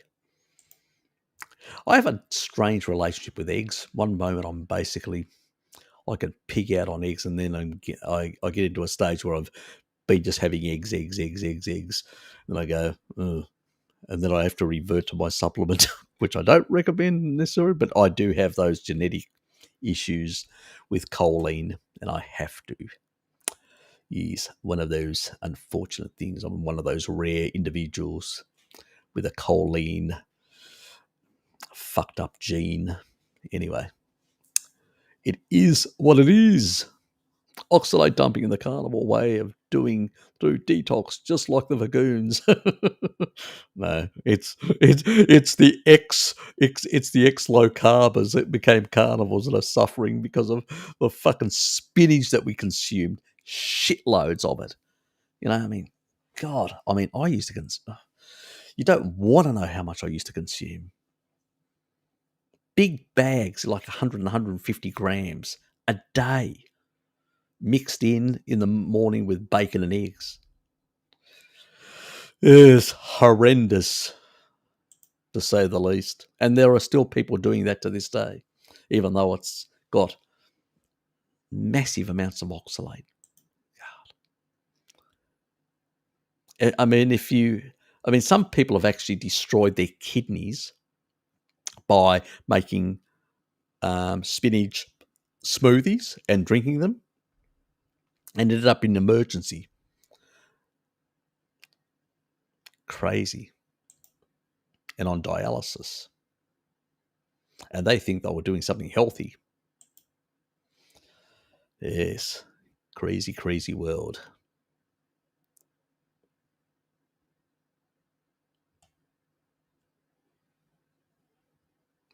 Yeah, look, yeah, I know. It is feeding fruit to a dog. That will kill it quickly. It's the reason why dogs and cats, the cancer rates in dogs and cats have gone through the roof. And if you remember, there is a patented, this is actually a patent, a European Union patent for DDW25, which is deuterium depleted water, as a cancer therapeutic for veterinary use for dogs, for cancer in dogs and cats, primarily for dogs, but exactly. Hungarians actually innovated this based on Russian research, but yeah, crazy. Nesra, mate. Now let's try for 100 million. One can only hope.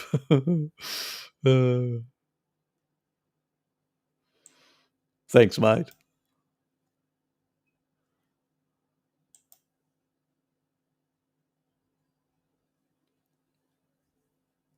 I sent a cake gif. Check your email. Oh, yeah. The sort of that issue. Yes, we've got the damn issue. Oh, Blinky's here as well.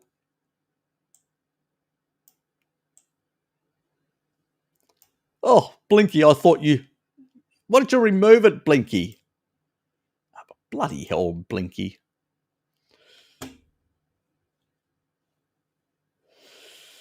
Blinky, put it back. I'm going to spank you. You know me. I'll get a laugh out of anything, even at my expense. Anyway, I better find that email.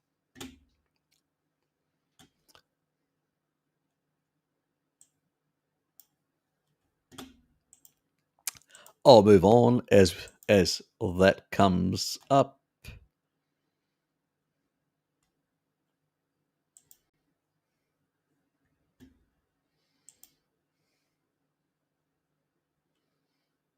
And downloading.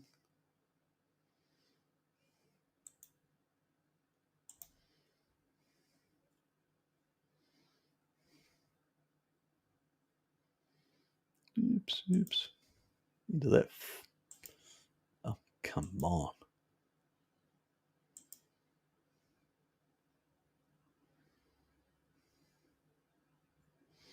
Trying to get in the right folder. It won't go.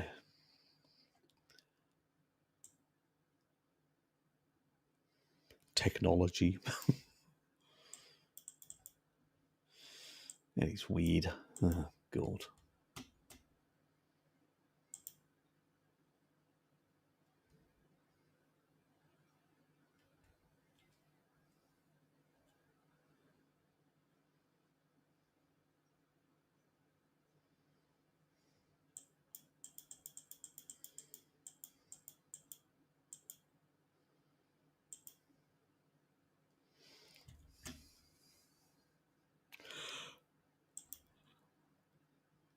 Let me share this one. God. What can I say, Tracy? Oops.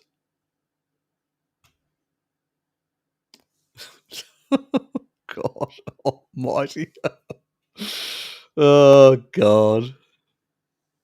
Friggin' hell. Friggin' hell.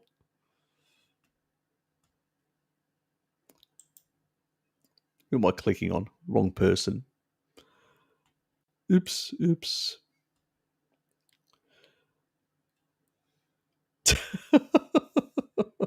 God.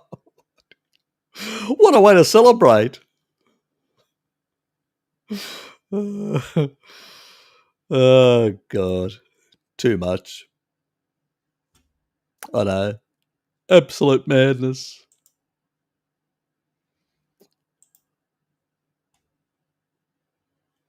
So, does boron clear the microplastics from one's balls? Or is it some enzymatic cofactor?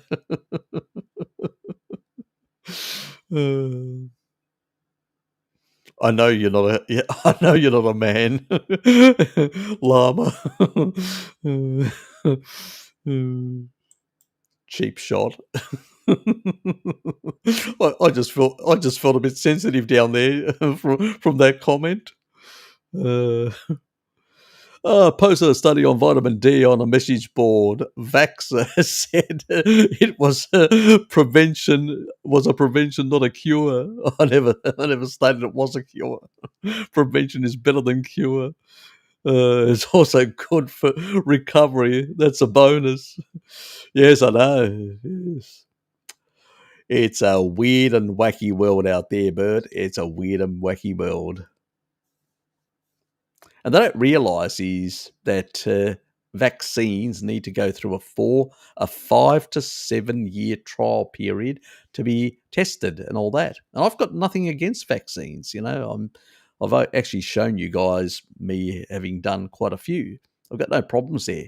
My issue is that stuff that hasn't been tested appropriately and all that. And when there are other options like ivermectin, vitamin D, and stuff like that.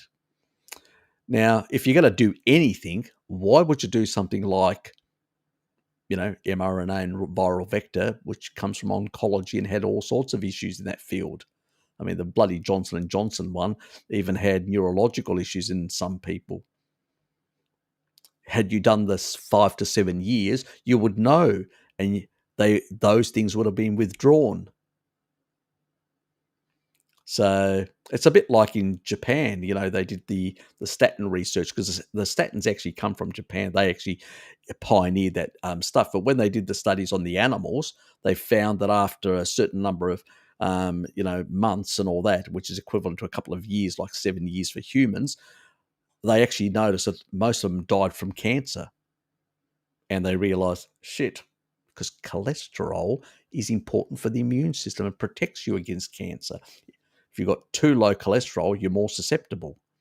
People that have got low cholesterol tend to have higher levels of cancer as well. So that's why the Japanese pulled the stuff. And the other reason why their authorities recommend, if you're taking the shit, to include coenzyme Q10. The LA veteran study was the only one that actually showed after 7 years, and then they canned it on 7 years, even though those people were still, I consider that criminal because at 7 years it showed an increase in cancer. They should have continued it for a decade, that study, and it would have shown substantial cancer, and it would have killed statins in its basically crib before it got out and damaged so many people. And it's another reason probably why cancer rates have been exploding beyond the diet. Fuck's sake. And that's research, real research, which they suppressed and to this day and doesn't get much around. Gives me the shits.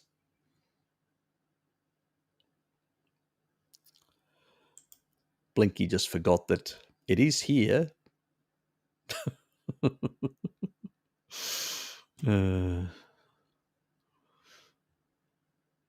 Ah, always, Alex. I always sleep well. Oh, thank you, Blinky. Yes, got there in the end, mate. Got there in the end.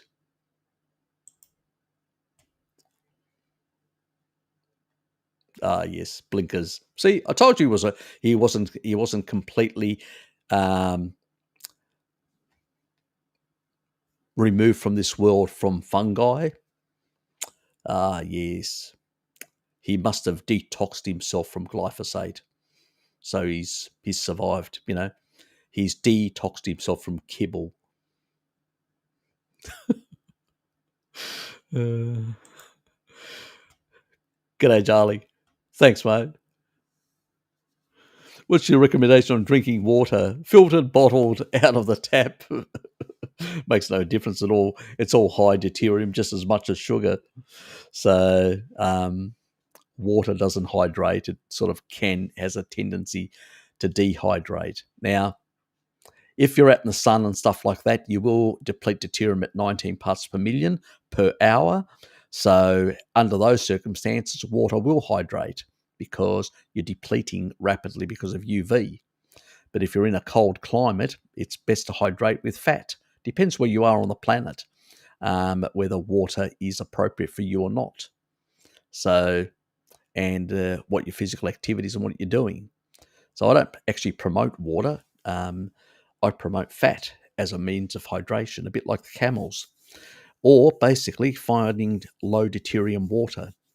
And you can find that in leaves of plants. So that's what a lot of the tribal people do. They just squeeze the juices into either an ostrich egg, which is one option, and stuff like that. But look, I still use tap water. Um, this is tap water, so if my throat dries a bit, I use a bit of that. But I don't consume, massive amounts. Small amounts, your body can still basically deplete. Beyond UV, beyond low. If you're consuming low deuterium foods, the animal foods primarily, which are much lower, and you will hydrate. You won't feel as thirsty because fat will produce 10% more hydration per gram. So 1 gram of will actually produce 1.1 mils or 1.1 grams, so 10% more in terms of hydration. Sugar, on the other hand, dehydrates. It'll only produce metabolic water at 0.44 because there's a lot of deuterium in it. And so it will dehydrate you. That's why sugar dehydrates you. It's, due to at the citric cycle where water production is produced, it's got to pull more in to get rid of the deuterium. And then the body needs to flush it out by urinating it. So you end up basically dehydrating as a consequence of too much sugar in that regard. So that's where the problem lies. So that's why cells end up starving of, because cells need to have low deuterium water inside them. It's critical, It's less of a problem in the bloodstream. It's more of a critical thing because it can affect the organelles and different components within the cell. It can actually create problems. So it has a whole lot of growth factor effects. So it's not a good thing, and that's why high deuterium foods are a problem. Um, the body needs to hydrate with low deuterium stuff, and the low deuterium stuff is basically the fat of animals is some of the lowest. There's some plants that also have, but they also come with a lot of baggage, especially nuts. They tend to have shitloads of anti-nutrients and other problems, so oxalates and things like that. Probably the least egregious of plants, of nuts, would be probably macadamians. That's about it. And the other one that the sand people of the Kalahari, the Bushmen, consume, which is, you can probably get that out of South Africa, which is a product also which has low deuterium fat and also low sort of anti-nutrients, oxalates, and those sort of things. So that's another element, but it's really hard. They're very expensive, much more expensive than even macadamian. So, but I can't see the value of those. As a bit of a treat now and then is one thing, but less of an issue. But no, I don't really recommend drinking water. Not that I don't drink. I probably have a couple of glasses of water a day, but I wouldn't sit there having 2 liters. Forget it. Even in unless I'm in the tropics in a very warm climate and I'm losing a lot of fluids, and I know that I'm actually in the sun all the time, and I'm actually reducing the deuterium content of that water, then I've got less concerns. But if I'm where I am in Hobart, 40 degrees south, in a latitude which is much cooler, obviously you're not going to sweat too much, and you're not going to lose a lot of water, and you don't have the sun to basically deuterium deplete. So if you take a look at the Inuit and all that, the way they deplete is eating seal fat, and also consuming seal fat for their hydration as well. Most tribal people, even Mary, is actually, when she was out there with the tribal people, they don't drink. They very rarely drink, because when you're hydrated with fat, you have less hydration issues. It's a funny thing. It's the carbs that really cause the dehydration, and tap water that's very high. I mean, sugar is about, like table sugar, 155 parts per million. Sea level water is the same. Before the interglacial period, the water fractionation in terms of deuterium was about 135 parts per million. Now it's 20 parts per million higher at ground level, at sea level. When you go to higher elevations in mountainous areas, because of the higher UV, you're closer to the sun, so to speak, the fractionation, or the amount of deuterium depletion within, because of the UV, and in particular the sort of that red spectrum, the early hour, and the angles of the way it's actually affected, literally reduces it much further. Not as low as it used to be, but at least 10 parts. So it ends up being about 140 odd. I've had heard in some parts of the world being as low as 135, like years ago, ancestrally. But that's pretty rare in that regard, water to be that low, unless you're getting it from a plant like a lot of the actual tribal people get it from. It's the reason why we damage our mitochondria. It's the reason why we dehydrate. It's the reason why we're all these people. It's the reason why we've got water bottles. We're running around with water bottles all the time, and you don't see it with tribal people. They hydrate with fat. They hydrate with plant water that's, because of the photosynthetic effect, has been deteriorated and has got lower deuterium levels. One of the lowest is actually cactus. It's what camels consume. They are, and all that hump. As I said, if I basically wanted to come back as, I'm a Greek Orthodox, but if I wanted to come back as any animal, I'd come back as a camel. And I know Lukey did a little cartoony thing. You can actually check it on one of the live streams. Very funny. I got a lot of laughs out of that. I actually checked it out this morning, got a few more laughs out of it. So yes, it's a deuterium depletion machine. And even the Arabs have got a saying: if you basically go out, never go out with a camel, go with a horse, because the horse, you can see it aging, and maybe I shouldn't go riding with this horse. It may not survive. But with a camel, it doesn't really show its age. And the reason for that is, once it gets to adulthood, it doesn't really show its age as well. Why? Because it's literally, it literally maintains really good health, lifespan, and its condition is really good until it drops dead. And that's because it's a deuterium depleting machine. It's got some of the lowest levels of deuterium of any other animal in its system. So its metabolic water, its sort of state internally, is so low in terms of deuterium state, that the plus UV helping as well, that it pretty much is in such a state, its mitochondrial density is really high for most of its life. until its end of life, when no more cell division can take place. And that's why it doesn't show its age. So if you really want to look youthful, I mean, I'm in my mid-50s and I've done a lot of damage to my body, but in the recent years, I've tried to hydrate myself with fat. I've tried to minimize the deuterium-rich foods and stuff like that. And one thing that I've learned is that ultimately, if you want to prevent your accelerated aging, you got to stop senescence, because senescence creates cytokines which actually destroy other neighboring cells and actually accelerate their degradation and put them in this sort of zombie state of senescence. I mean, I've done some stuff on senescence and senolytics and stuff like that if you want to go and take a look at that. But really important that we hydrate ourselves appropriately with fat as our primary source, and only water if required. And we're doing intense exercise and stuff like that, which means also putting salt in there because you're losing a lot of sodium.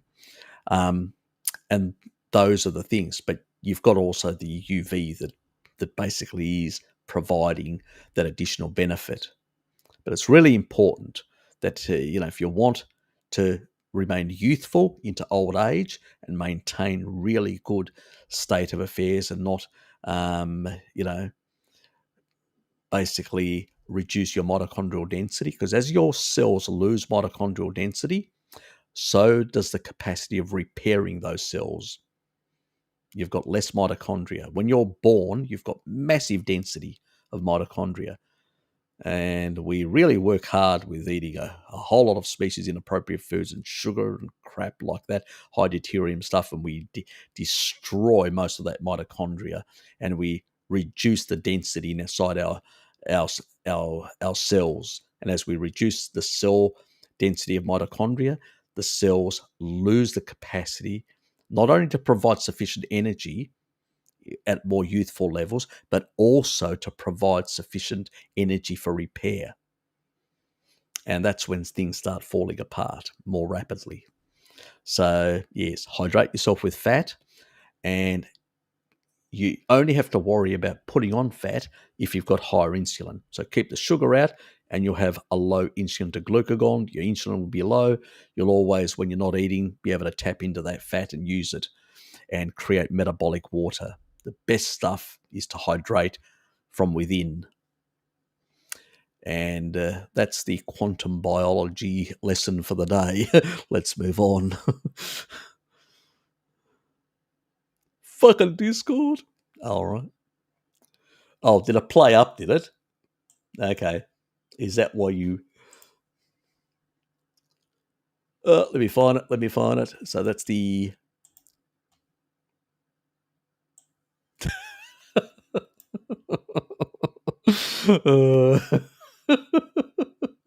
God.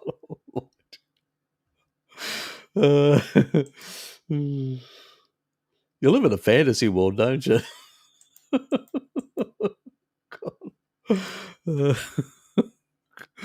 Oh, this is a nice one. Oh, thank Blinkers for the laughter.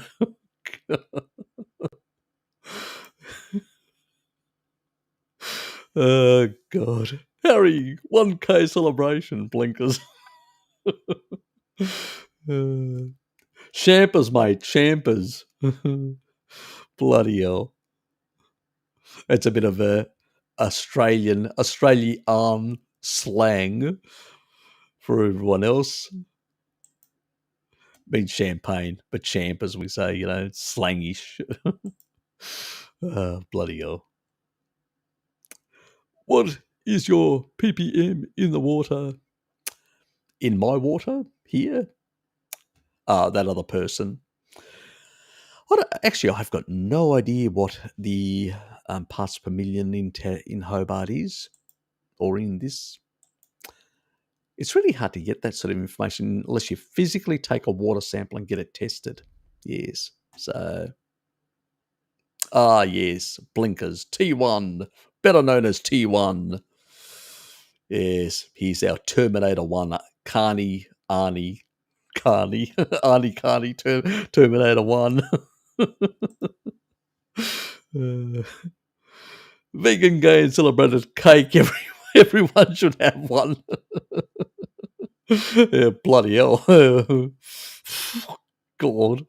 Does he? Does he? He's comatose most of the time. He just literally, or the donuts, the donut comatose when he shit himself.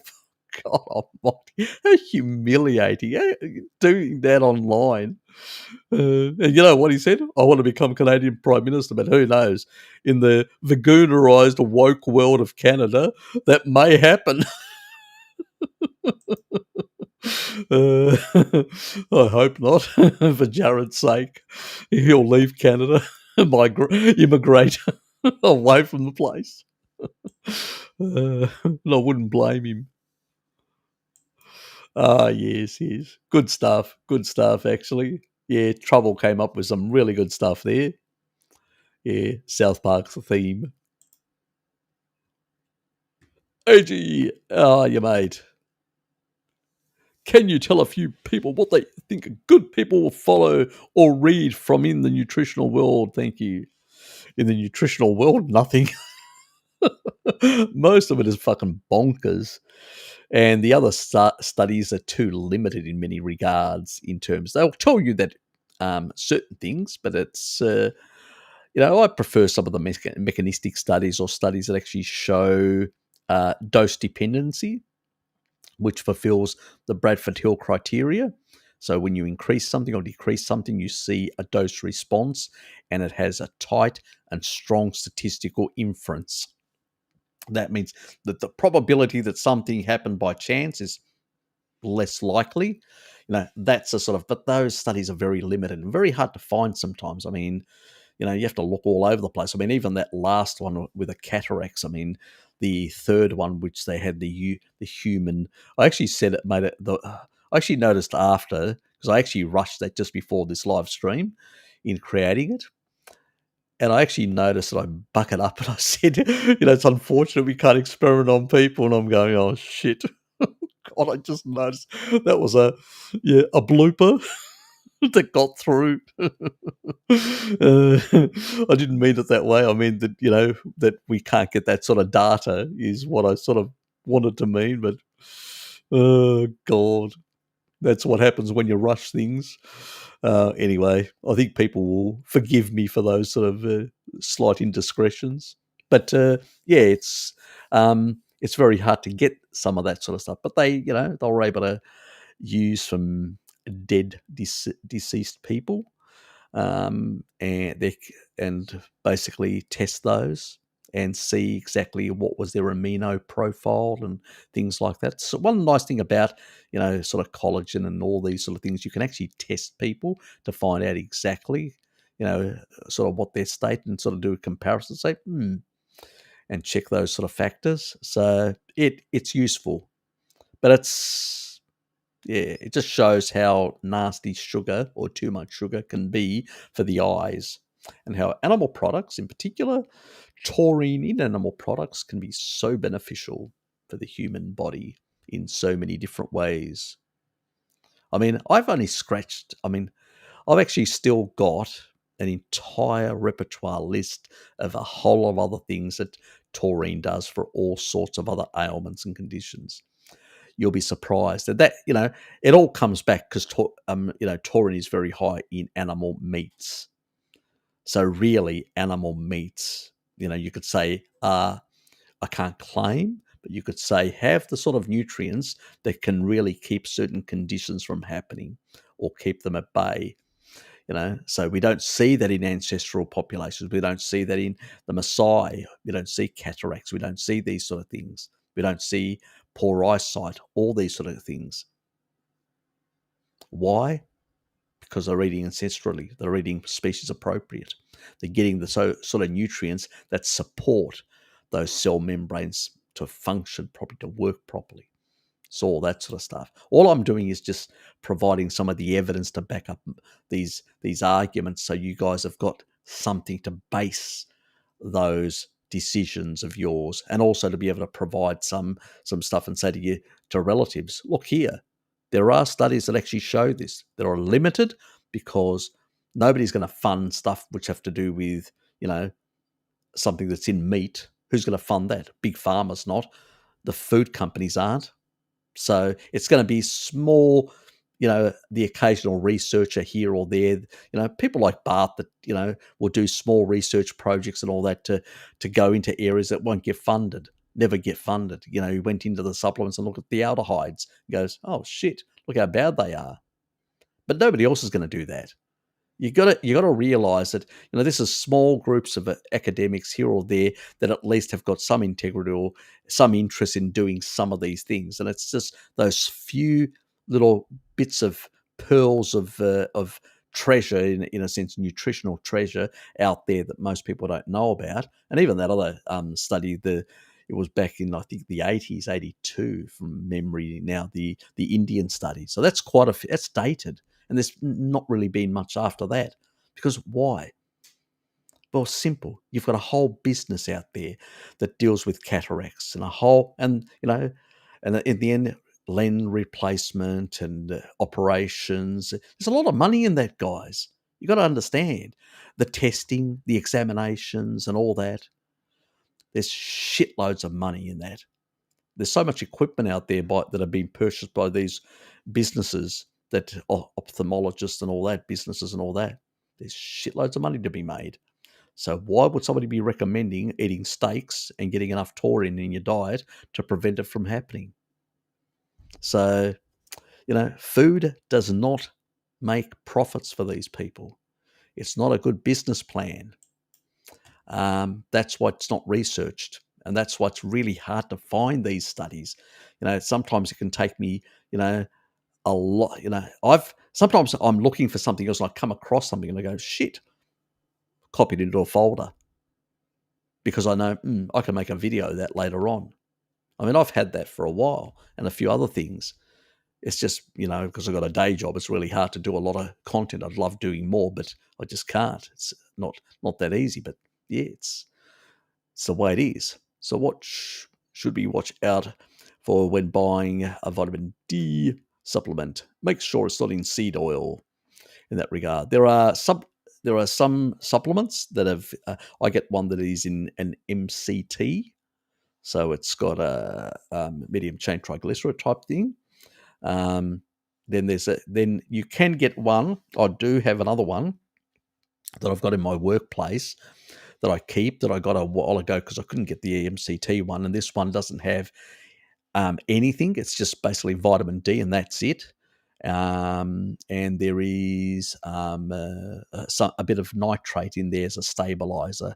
The stuff they put in processed meat, and but you have to have that with fat because it's a fat soluble vitamin. So you have to have that with a fatty stuff, and I usually have it with cream, or really stuff like that. So it's what I do. Sometimes I keep cream at work for that purpose. So yeah, it's one of those things. But you don't want to be any of the sunflower, any of that sort of stuff. I mean, probably the in between, if you're really desperate and you can't find any of the MCTs or any of the other ones that have got nothing in them or stuff like that, maybe an extra virgin olive oil is, probably the somewhere in between. But oils, I'm a bit uncomfortable because of they do degrade. Even olive oil degrades, creates oxidative. It's not a lot. It's probably not a big issue because the quantity is so small, but still, why add to the load? We've done enough damage as it is. So the medium chain chocolate is a saturated fat, very stable. So that's, I think there's one that's a palm oil based as well. There's a coconut oil based one and a palm oil based one as well, and they're pretty stable, saturated fats primarily. Those are the sort of things. So none of the other oils in particular, and consume them, even if they've got that. It's not enough. I don't consider, even if it's a medium chain chocolate, there's not enough fat in there. I usually have them with in midday with my snack and something fatty. So I combine it. So pretty much I usually say to people, consume your vitamin D in order to not disrupt your melatonin production, because vitamin D can suppress melatonin production, so it can have a negative effect. So you don't want to actually have it in the afternoon. You don't want to have it in the evening, definitely. So you want to have it round about sort of 11-ish. I usually have mine about 11 to 12, but definitely I usually have it about 11 most of the time. So probably on average, I would say about 11:15 is when I have it. So 11 o'clock is the time when the intensity of UV is the highest in most latitudes, and that's when I have it. So you can actually check. It does change a bit through the year, the intensity, and you can check it on websites to find out in your latitude what intensity and when it's most intense in terms of UV, and that's when I take it in those times. And it's only really been through this period. In the past, I didn't. I used to eat foods that are high in vitamin D, including cod liver oil and the Rosita one, which is not, oxidized and crappy like that, is a much better product. But also, I would go to the tropics in the middle of the winter, sometimes twice. And so I used to, build up my levels quite well. So I never had a real problem. I didn't worry about that at all. But now with sort of COVID around and all that, I've sort of bumped it up to about 10,000 IUs every day.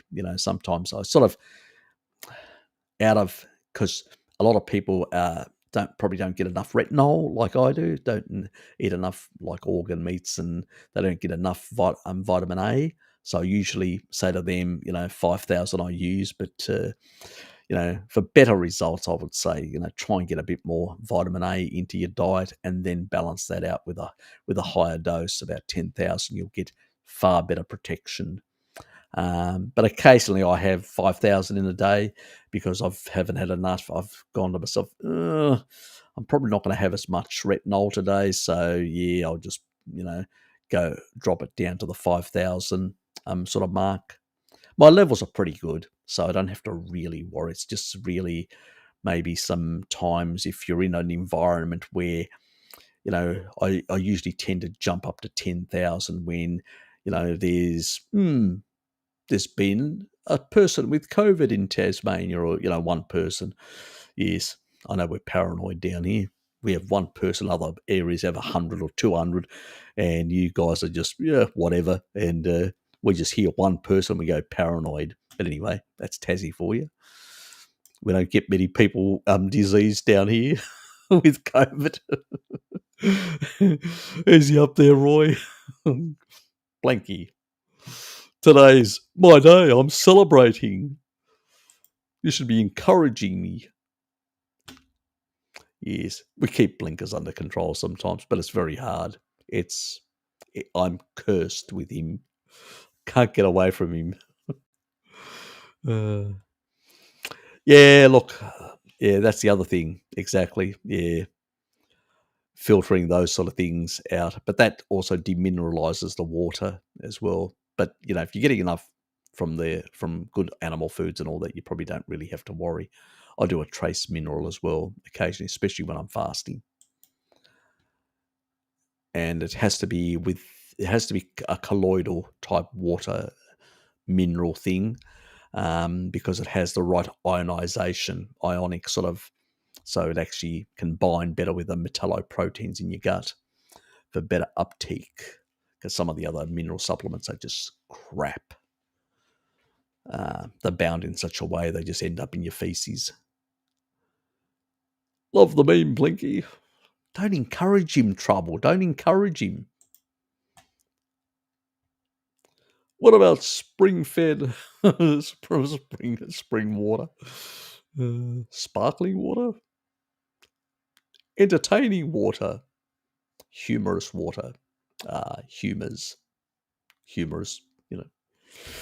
an attempt at comedy, Sarah. An attempt at comedy. Piss poor. I should leave that to Blinky. He's much better at it. How does being in the sun deplete deuterium? It just does. the red spectrum in particular. Red light, you've probably heard red light therapy. Very much helps. It also improves the energy production through complex 4. It sort of energizes it a bit more and actually increases its capacity to work much better, more efficiently, which increases these sort of processes in the cell. So, yes, I'll be doing a bit of that stuff later on. I'm sort of trying to cover all these other low-hanging fruit things at the moment. I've got quite a bit before I sort of delve into the quantum biology because, yeah, that's sort of heavy stuff, and I'm trying to work out exactly how to put it together and make it accessible for people, because if I do it in the way they do it, like Laszlo Boris does at UCLA, where he sort of lectures to his students and all that, I'd lose you in the first minute. So I have to try and work out let's say, a simplified version of putting it all together with simplified diagrams and all that. Because you don't need the terminology, the biochemistry terminology, the biophysics. You just need to understand what happens and how it happens and all that. I'll give you snippets, like 19 parts per million per hour if you've got most of your body exposed. Hands and head and all that, not enough. We're talking about the full body. Yes, au natural up syndrome, au natural, mate. That's what we're talking about. Otherwise, it's much lower than that.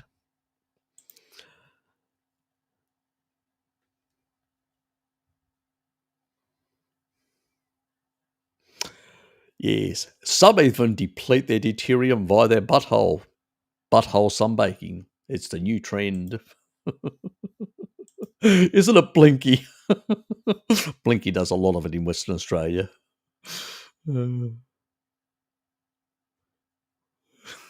He's a walking donut. Bloody hell he is. A walking donut. Oh, God. I love your trouble. Harry, I feel like Canada is already a clown world. At least we can do it. What am I saying? We can do is go full circus and elect Prime Minister Vegan Gaines to power. I endorse this move. I also endorse my own move out of the country. See you in Tassie. Get out of the place.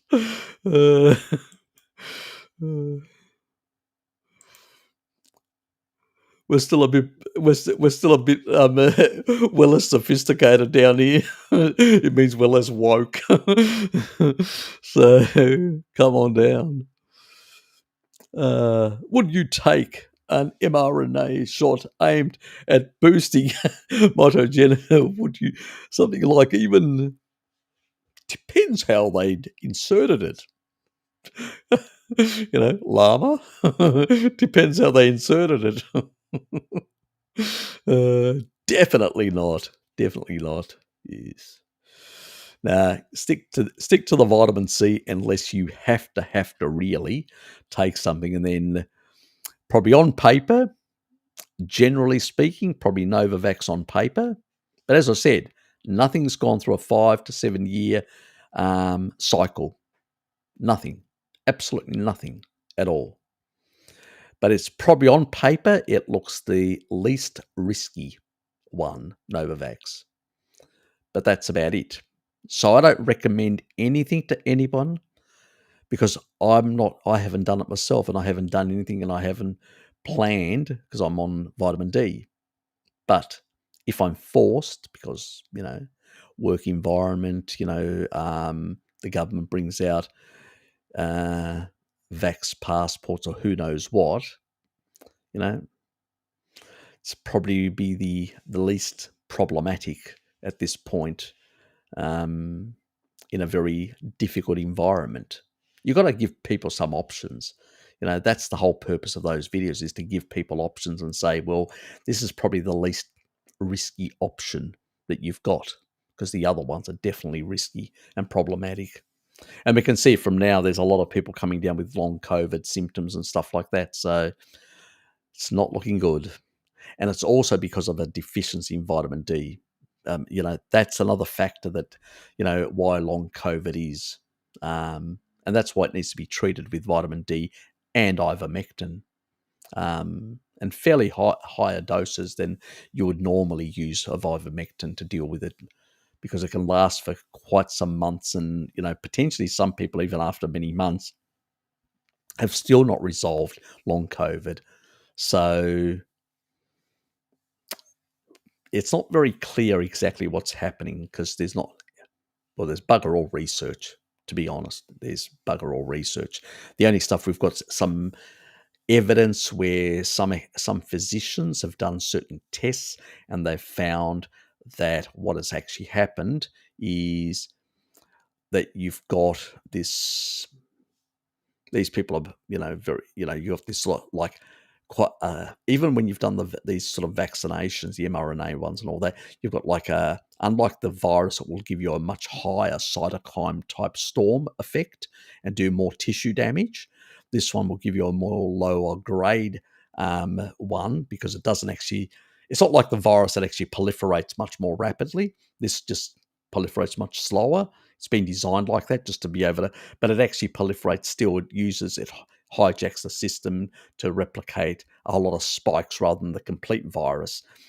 But it still causes a lot of, inflammatory effects around many parts of the body, because it sort of works similar to a virus by replicating and then sending out a big spike load rather than a viral load. But you're still getting similar, like a lot of reactivity by the immune system. And it's the reactivity of the immune system that's causing tissue damage all over the place. See, a normal vaccine, traditional vaccine, does a localized. That's why you feel pain from the localized vaccine. You're supposed to. It's supposed to basically, the immune system's supposed to rush in and deal with it. That's why the pain there. But these ones, you don't really feel. And, it just goes in, and it's in a lipid nanoparticle, gets around, gets into the cell, and then replicates. It's to bypass the immune system, so it's not taken out at the locality of the injection. Got it? So because it's in a lipid, which is fat, it's sort of the immune system looks at it, it's just a fat lipid, leaves it alone. That's how it gets around the immune system, and then gets in and replicates all the spikes.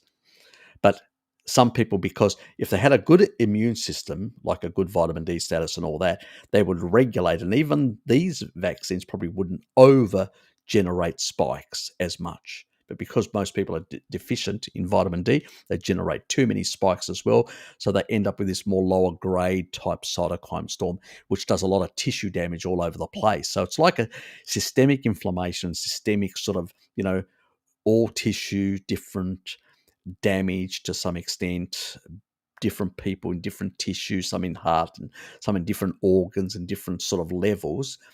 And it's creating some, more senescence, and senescence breeds more senescence because they releases cytokines and damages neighboring cells. But while we know those general mechanistic characteristics, because we know them we're extrapolating from the virus, and because this is actually producing part of the virus in a similar way by using the body's replication system and creating a bigger load, we know that there are similar factors that are at play. We can mechanistically work out that these are why we see it in these people, and then we see similar damage tissue in these people that are taking that. And it depends on their vitamin D status, how healthy they are, comorbidities. There's so many factors, and people are affected differently in that regard. But it's it's experimental stuff. And it's new stuff. It's not traditional. Novavax, the Indian vaccine, and some other ones made in the traditional way, where it's just in Novavax's case, it's only the spikes. In other ones, it's the complete virus, all the proteins, but deactivated. And it's a localized effect, and that's it. They inject you in the local site, and you get an immune response, and then the innate system. Then from that becomes an adaptive, where your body then can generate antibodies in the future from bone marrow. And we've done the biopsies to know that that does take place.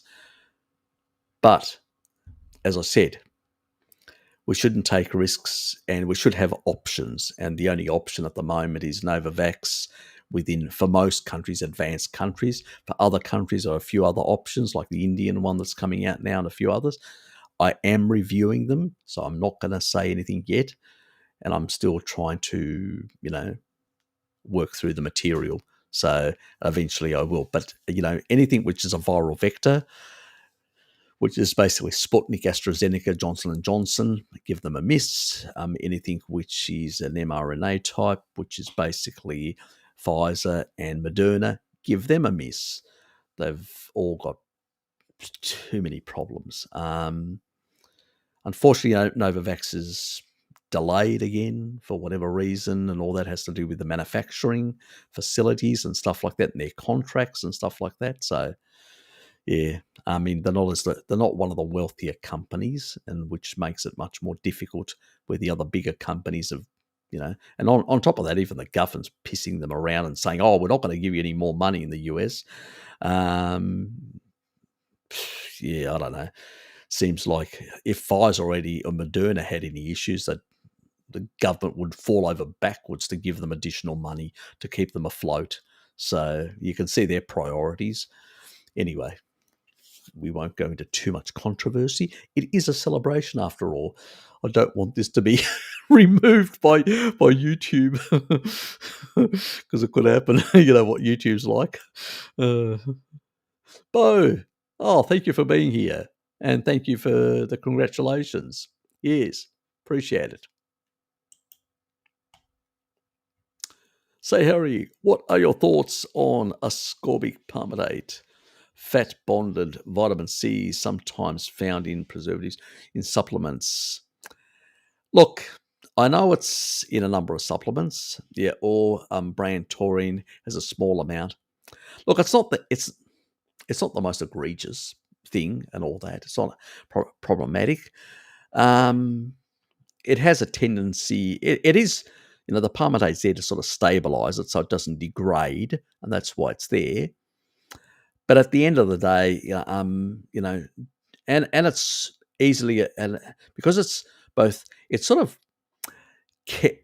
really well absorbed both with fat, and because it's bound like that, both water and fat. So it actually has a really good absorption rate in that regard. As long as it's very low, you probably got no problems. As you know, we don't recommend in the carnivore community we use uric acid as our primary antioxidant. We only recommend small amounts of vitamin C from animal foods that basically then glutathione will recycle both your vitamin C and your vitamin E. And that's what we want, because we just want to have good status of glutathione. But the small amounts is not really a big issue in that regards.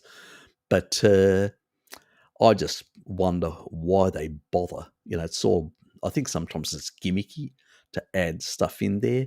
But is it something that's going to be really harmful? Nah, there's not. There's bugger all. I've never seen any. People sometimes say it's not really good, but there's no real concrete evidence that I've found anywhere that, it's all associational. There's associational studies that show that it's good, and there are associational studies that show that it's bad. It's just, like ice cream sales and shark attacks. Yeah. So we've got absolutely zilch research telling us what it really is or isn't in that regard. So, and from looking at the components of it, it's not as if the, palmitate is a problem. No. And ascorbic in very small amounts is not a problem. So you're not going to generate a lot of oxalate. You're probably going to use it. Your body's going to use it. So I don't really see a big problem with it, in a sense. There's a lot of people that make fuss about all sorts of things. But, there's bigger bigger things to fry, as they say, or to deal with. Much more important things out there than something like that.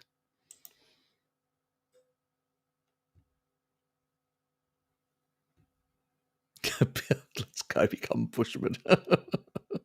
uh, I want my low deuterium water. Yes, yes. Actually, those bushmen consume quite a bit of meat. Some of them, compared to some of the other tribal populations, I mean, the Cordanes group that went down there did some research. On average, 3.92 grams of protein per kilo of body weight. Fucking quite a bit of protein, And those guys are not very big or, heavy, or they're quite slim, and they were doing something like nearly 200 grams, quite a bit of protein. They would have been like those rats with the big kidneys. Powerful, strong stuff. Yes, if you haven't seen that video about does high protein cause kidney damage, obviously you ask those big rats, not at all. And that was an old study when they really did good science, and not the sort of bullshit now where they add seed oils and refined sugars and all that other stuff with the protein, and they say, "Oh, look, they've glycated the hell out of the proteins inside. It's sugar that's actually damaging the kidneys and high insulin." And then they blame the protein. In the modern studies, you have to go back to the old studies to really get good stuff where it's only protein, it's clean, it doesn't have seed oils or crap in it. Otherwise, you basically end up with the wrong conclusion, because that's the whole narrative. Let's push the bullshit. Animal foods are not good. Let's throw in refined oils, plant oils with refined sugars, and then blame the animal food, the protein. Yeah, what a joke! What an absolute joke! But that's the piss poor, nonsensical studies that are made out there, and that's the sort of stuff the repeat people look at and all that, and that's what they push. They say, well, it's not that, it's this. So that's how they do the propaganda. It's very easy. It's like the the statin things, companies. They get rid of all the people that had side effects, and they only do on those people. So they get thousands of people, and they go down to a couple of thousand. And then they do them for a very short amount of time, so they don't show any real problems. And they go, it's perfect. It's a blockbuster, making shitloads of money for you. And that's how it works. That's well, sometimes you have to go back to older research, which was cleaner and done properly, and you can actually find this, or that research that I showed where they induced cancer, colon cancer, in the rats, and then they gave them bacon. There was no sugar in there was no seed oils, just bacon, and the bacon was protective. Yes, nothing like bacon. Even the rats approve of bacon. Wouldn't want to say that after a few drinks. Oh, that must have been the previous one we were talking about earlier. Yes, yes.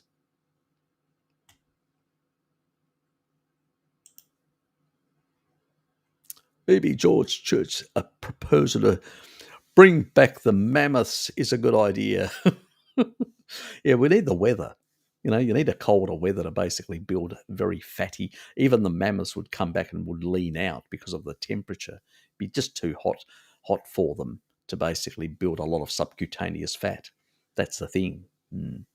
So yes, a nice idea, but um, it'd be interesting to see if they ever do manage to do that. I remember hearing years ago that they were going to use sort of elephants and try the experiment, but I don't know whether it's an approval thing or whether it's sort of probably not a good idea thing, or whatever the reason behind it. So yeah. Never got traction, but I don't know enough details behind it. Harry, I have a vitamin K2 supplement because I take high dose of vitamin D for my autoimmune disease. Good. But it says it's vegan. That's fine. It's just basically because they have produced it in a lab, and that's why they say that. But technically speaking, it's the same. It has the same structure. If it's menaquinone 4, it has the same menaquinone 4 as the animal form. And yes, I've always said that anything which is a supplement, which is processed trouble, will have some level of deuterium, but because it's such a small quantity, it's an insignificant amount compared to food. So it's not a big issue unless you're actually having protein supplements continuously. That's a different thing altogether. But yeah, I wouldn't worry about that. It's one of those things nowadays. It's, as I said, manufactured. They can take other amino acids because remember, it can be synthesized by other amino acids, and they use a similar process in a factory setting, and they can actually produce it.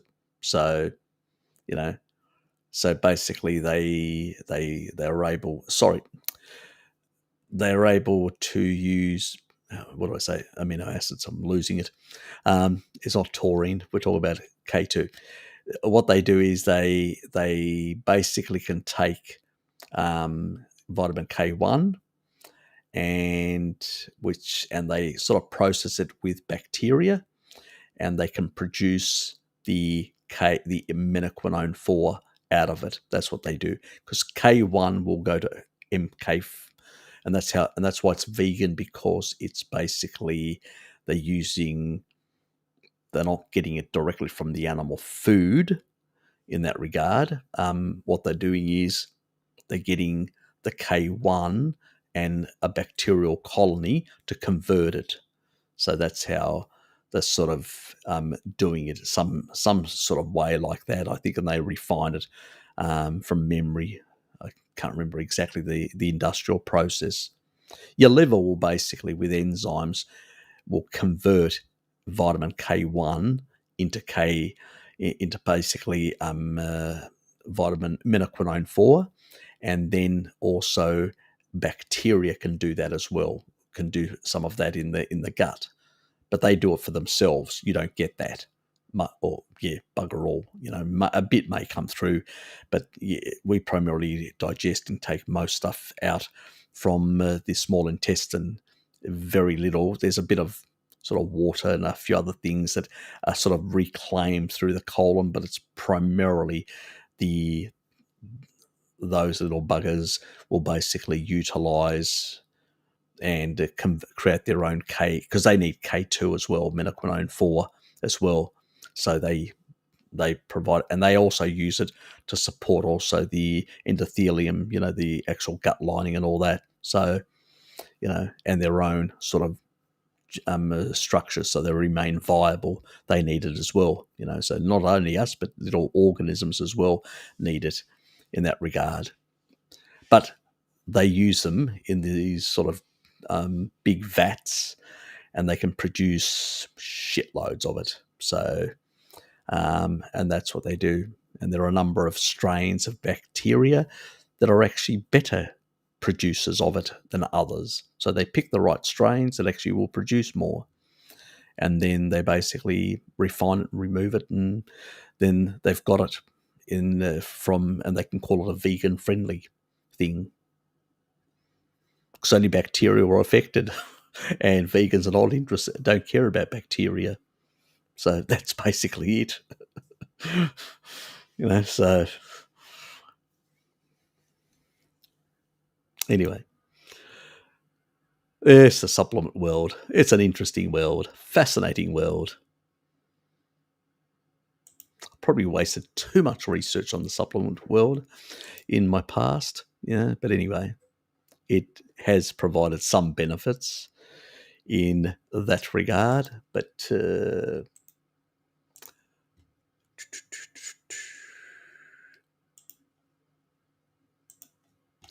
And oops.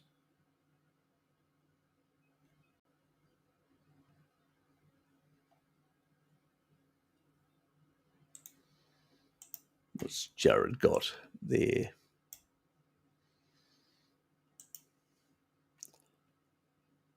Noah solar calculator. I've seen this one. Yep.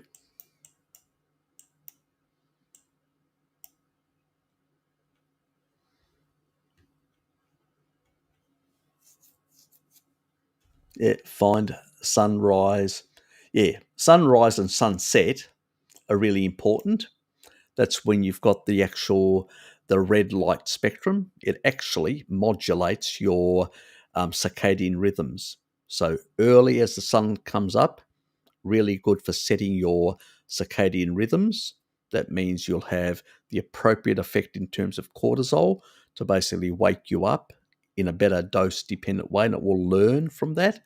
And then sunset will actually tell the body you really need to start ramping up melatonin, and you'll end up with a better result. And if you wear things like these, blue blocking glasses, and you've got lighting which is blue blocking and or doesn't have the blue spectrum and all that, then you'll get much better sleep, and your body will love you for it. It will pamper you and kiss you all over. Ah, yes. Nothing like being kind to your body. Eric Burr says vitamin D right before sleep as a sleeping aid. What? Does it make a lot of sense? Definitely not. It suppresses melatonin. Is he insane? God. Is he really honestly saying that sort of stuff? Vitamin D is supposed to be absorbed from the skin in daylight. It affects melatonin. Does he have a melatonin supplement that he's selling? Maybe he has lamps. Maybe he wants to basically create a new business line, new clientele. I wouldn't be surprised with these people. They're dodgy as dog shit. So, but anyway, it doesn't sound very correct. Let's put it that way. I'm not making any accusations, YouTubia. God, you've got to be careful these days. Oh, God. I'm just saying it sounds dodgy, and he may be out to make a product and a profit, like the rest of the medical system or whatever. Why shouldn't chiropractors, if the MDs are doing all this dodgy stuff? Anyway, need some K2. Also, isn't K2 in raw cheese? Yes, it is. Yes. Brie and Gouda have some of the highest levels of menaquinone 4. So in terms of menaquinone 4, which is the animal form and is the only vitamin K2 menaquinone that basically directly interacts with the genes of your body.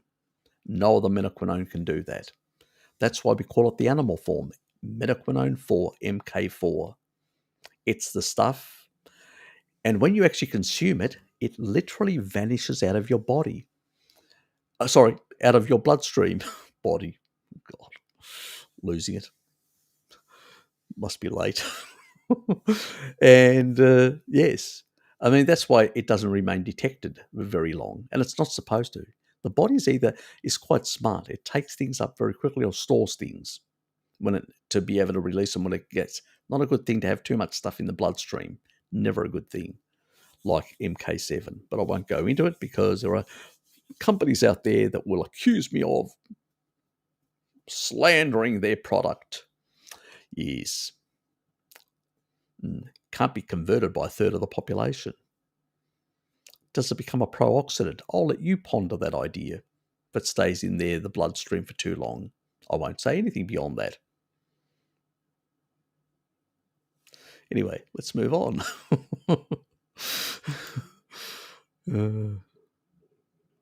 Before I get myself in too much trouble, lamps. Always manage that.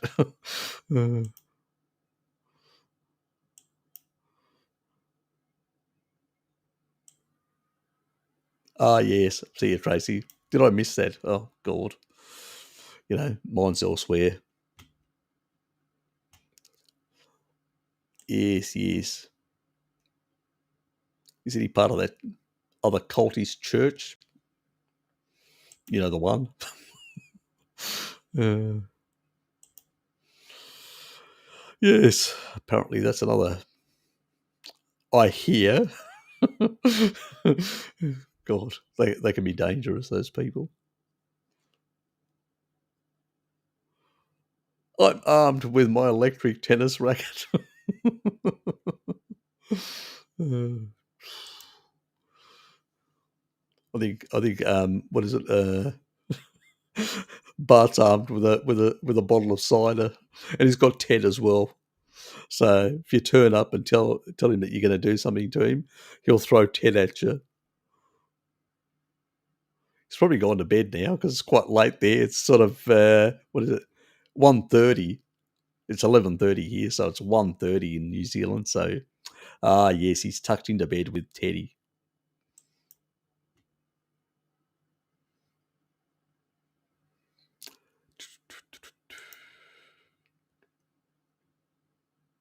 I'm in stealth mode. Yes. Nothing like being in stealth mode on the browser.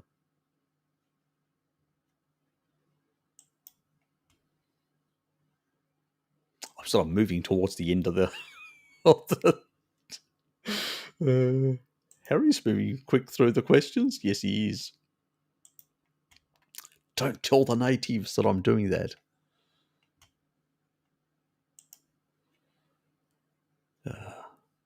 Do you have a link to the studies that you show mandated clinical trials during 5 years of vaccine approval? You can actually find them. You can just Google it. They actually have information. These phase trials are just standard trials, but vaccines need to go through a 5 to 7 year trial period. There are volunteers that trial over a number of years when the new vaccination comes out, and then they only allow for max vaccinations, because if something has a lot of side effects, they do not want millions of people having those side effects. That's why. We're talking about the traditional approach. You can find it. You can Google it. Even I think it's even on you. I think years ago I remember seeing it on the CDC site. So yeah, the information's around. It's not, if you go to the NIH and look at the trials of previous vaccines, how long they took, you'll actually see they between 5 to 7 years. So it's a standard thing. It's not like, it's well known. And if you ask any virologist or people like that, they'll tell you that's the amount of time before it gets approved in the past, all the vaccines and all that. I can't give you a specific study or document, it's in that regard, but it's well known. And I heard it from a virologist, so, who at the time represented the CDC. This was years ago. So it's well known. If you ask any virologist, go and find a virologist on Twitter and ask them, and they'll tell you that how long did it take previous vaccines to be, before they became before they were used mass use. They'll tell you 5 to 7 years. So it's a well-known thing. These, phase 1, phase 2, phase 3 trials is that normally happens with drugs, and then they have to get approval by providing all the information to the FDA. So it's a bit different, but vaccines literally have to go through because they're not used. See, drugs are used for specific ailments in small population groups, and they're considered, we have to give these people because they're so sick.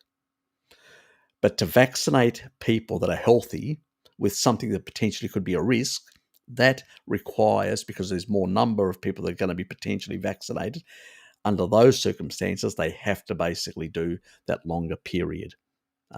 So that's the thing. These are emergency procedures or emergency, applications by these companies to get fast tracked. That's the difference. So, yeah, I couldn't, off the top of my head, I couldn't find. There's no study. It's basically a recommendation, so you'd have to search for it. And there are slightly differences between different countries as well. So I have heard other countries like having a 4-year type thing, and others having 5 years, and others having even more, like a decade. So it can vary between countries. So this was based on US, not on any other specific country. So if you're in a different country than the US, it may be a different type. So check the US one. Anyway,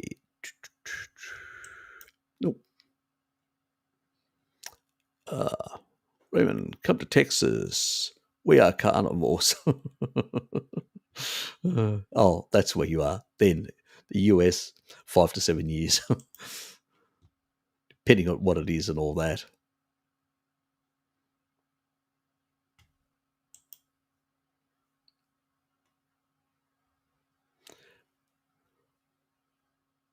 Ah, yes. Weak, damaged immune systems. Yes. Well, a lot of people, even because of low vitamin D, their innate immune system, their defensive immune system, is just weak. All the actual tight junctions are open because there's not enough vitamin D to seal them. All this sort of stuff, and they're not eating species appropriate. So,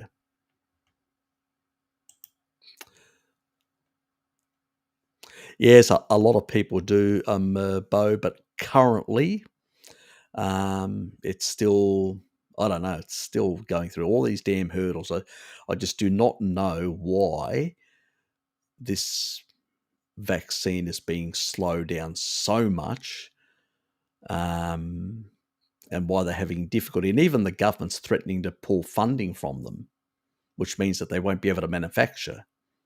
So, I'd be calling, you're in the US, call your local representative in parliament. Say, why aren't you guys, you've supported all the other companies, all the other businesses, why are you guys threatening to withdraw funding from Novavax? I'd call them and find out and put the pressure on them. Get your neighbours and get your family to call your local government, whoever your representative in Congress is, and put the pressure on them and say, "What the fuck? Why are you guys trying to withdraw funding from Novavax? Scare the bastards." If that's probably going to be the only way that they're going to basically pull back and say, "Oh, we better not withdraw funding because we're going to lose votes." That's the only thing that scares the bastards. Simple as that. Nothing else will scare them.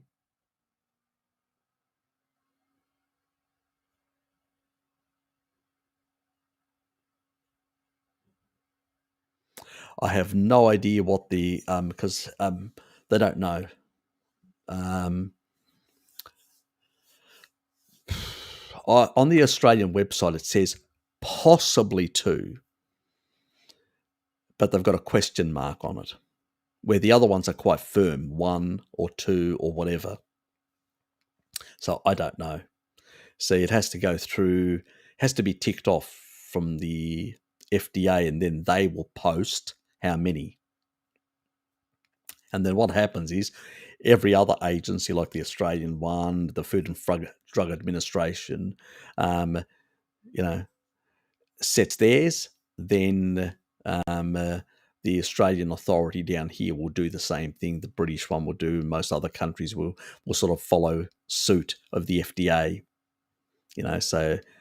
So until that goes through, everybody's speculating how many doses. So no idea. I can't tell you. I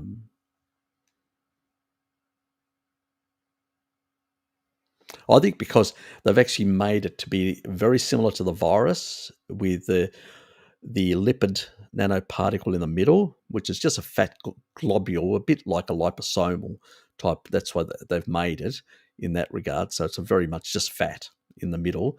It's to stabilize, to raft all these spikes. And if you look at the design, if you put it next to the virus, it looks very similar. And I think somebody actually asked the CEO of the company, "Why did you do it like that?" They said, "We wanted to mimic it to look a bit like the virus to the body." And they go, "Oh." So, because remember, the virus has got all these spikes. It's got the middle part and all the spikes on it. So they wanted to mimic, to some extent, the virus, the way it looks for the immune system. It is a localized effect because it can't go anywhere. Well, unless the person injecting you, just find somebody that actually knows what they're doing, you know, um, because you can end up with a bit. But even then, it's so little, it can't replicate. It's got no RNA. There may be a bit that ends up in the bloodstream, and it'll just have some localized effect somewhere else. I mean, it's a non. It's really a non-issue. It's not going to like the other ones that replicate shitloads of viral spikes all over the place. And at least these ones can't break off because they've actually mutated the bond in that middle bond, so it can't snap off. So end up all over the place, all little bits poking everywhere. So they've really thought out of it really well. It's probably why it's taken so long, because they've really thought about all these possible risks they wanted to mitigate against it. But that costs money, and if you don't get the government funding to support it, and that's what's really pissing me off, that, here we've got something that is on paper the least problematic and least risky for the population, and it's getting the least support from government, and all these other big entities like Pfizer and Moderna and all these other big Johnson and Johnson, all these big monstrosities are getting all the money, and basically have produced products that have got far too many side effects and problems. You know, one can be basically a bit conspiratorial when they think about this sort of stuff. What the fuck's going on? So get onto your pollies. You guys are in America. I'm not in the US. Get onto your pollies and start screaming and scaring the bastards. Tell them you're not going to vote for them if they don't basically, get the funding and get Novavax out. That's what I would do if I was over there. I can't do it. I'm in Australia. I've got no bloody voice in the US. So you guys, over there really need to become proactive on these sort of things. And you need to basically pressure your bloody idiot politicians over there to support ivermectin and to support vitamin D and get the message out with vitamin D as well. This is just ridiculous that, vitamin D is so important for proper immune system. And, we need to maintain a good immune system, even when you're trying to get good, at the end of the day, we want a good adaptive immunity to anything. And that requires a good vitamin D status, because the vitamin D works with the immune system to basically create good immunity as well. So it's really important that these messages get out, because we're sort of missing the other components to all this. Yes. T-Rex T-bones. That sounds pretty good. Bring one of those back. Genetically engineered T-Rex. I'll tell you, it can keep up with a treadmill, I can tell you. You won't be able to get away, Doctor. You'll be a snack.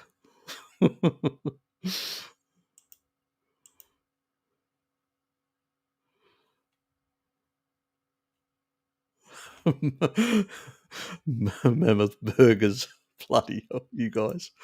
It'd be interesting, actually. What does it taste like? Tastes like chicken. Well, one thing definitely, the T-Rex, that would taste like chicken. Remember, birds are, basically miniature dinosaurs that survived. So I would say, and they have the highest menaquinone 4 levels in their tissue out of any other animal. So I'd suspect dinosaurs are probably very high in K2 in menaquinone 4. So I'm extrapolating from the birds.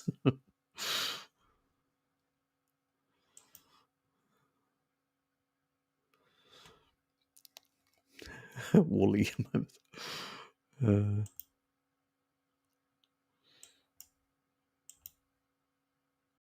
Oops.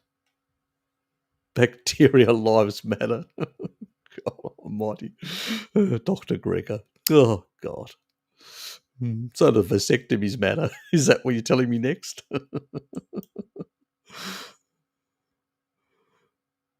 DJ Projectus, good to see you here, mate. Yes, we're celebrating. We're celebrating the 1K achievement or getting there. Thank you, Harry. A few answers on the K2 question, Harry. You're a star. You're welcome, Trouble. You're welcome.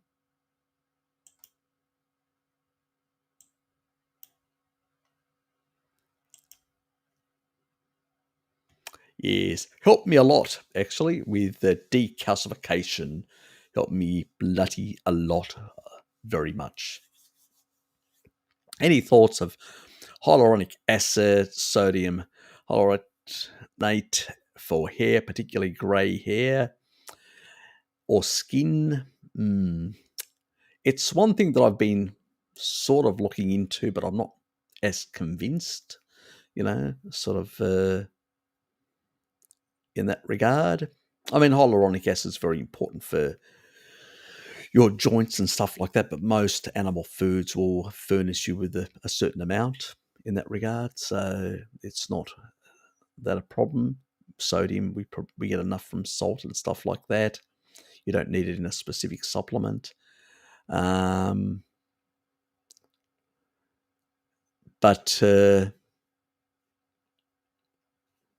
I mean, there's things like things that can reduce peroxides as well.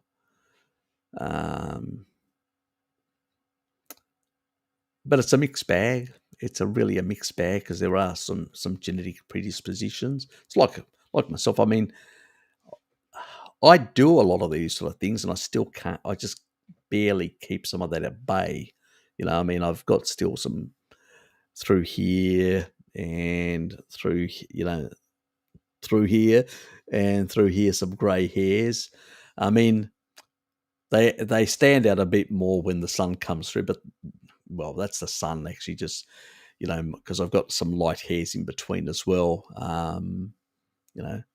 Not as much as my younger sister. She's got more blondish hair through her hair, but mine's lighter brown, and it's sort of when it reflects, it looks much lighter than it really is in that regard. But I still have. I mean, I'm not as bad as my cousins who basically went grey in their 30s. So I do have genetics. I've shown you guys how bad my genetics are in terms of greyness. So I have strong genetic predisposition. I just think that basically I've kept it at bay because of the high animal foods that I consume. I've sort of silenced a lot of those genes because of that. So that's the thing that I think that is going to play a much bigger role, mate. I think that a much bigger role in that regard. A lot of this sort of stuff, yeah, they can probably help a bit, in terms of because it's really, peroxidation that actually really grays your hair. Stress will do it. Things that increase, those sort of things. You see sometimes people go into politics and they grey out very fast because of the stress, the high levels of stress. So it does happen. So there are biological systems. And also we know that in the grey, the what are they called? They've got a silver grey gorillas.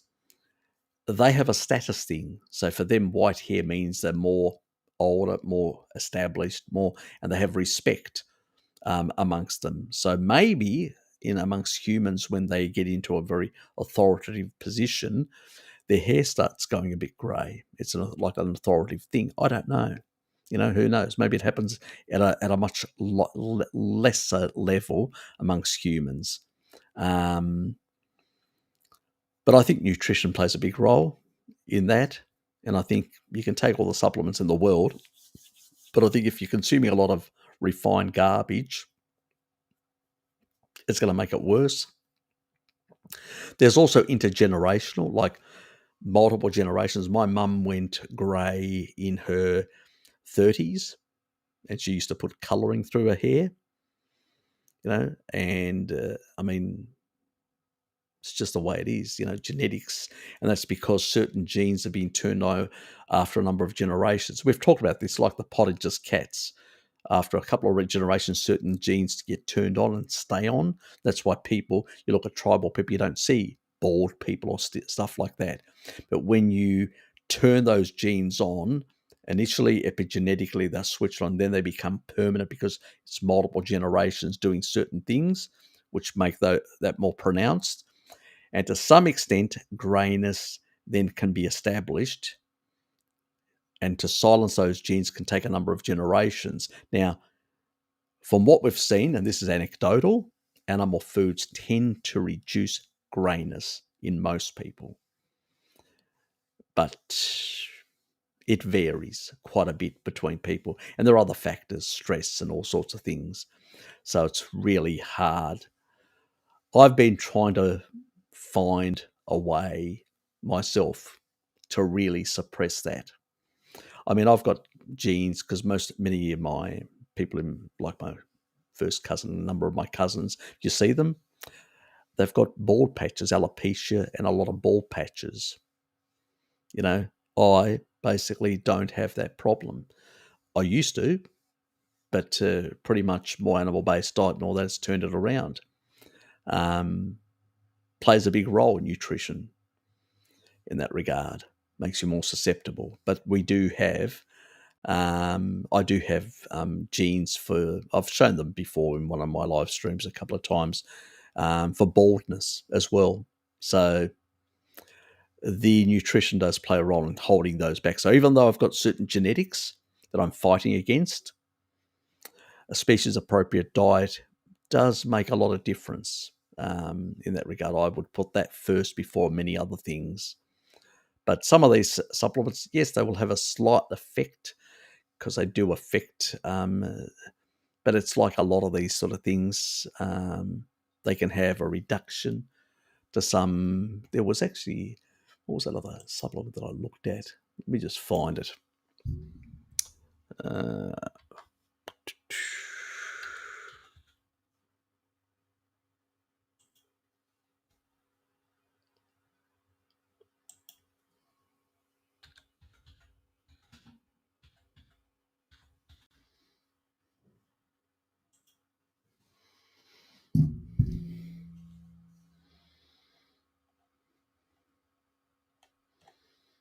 Nope, not that one.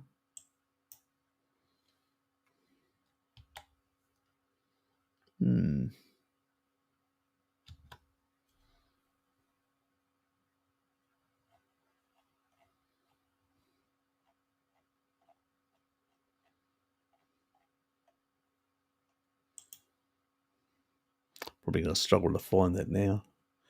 Whereas when you want to find something, you can't find it.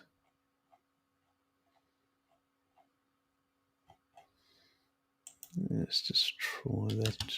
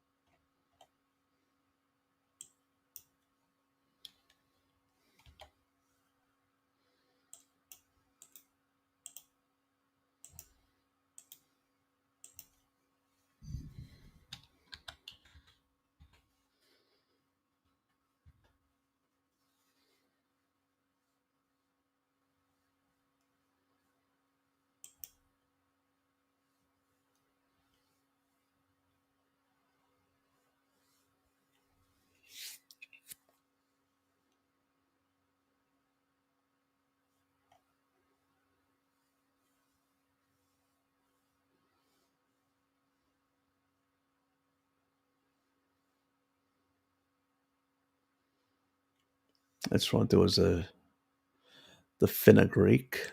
That's right. There was another one.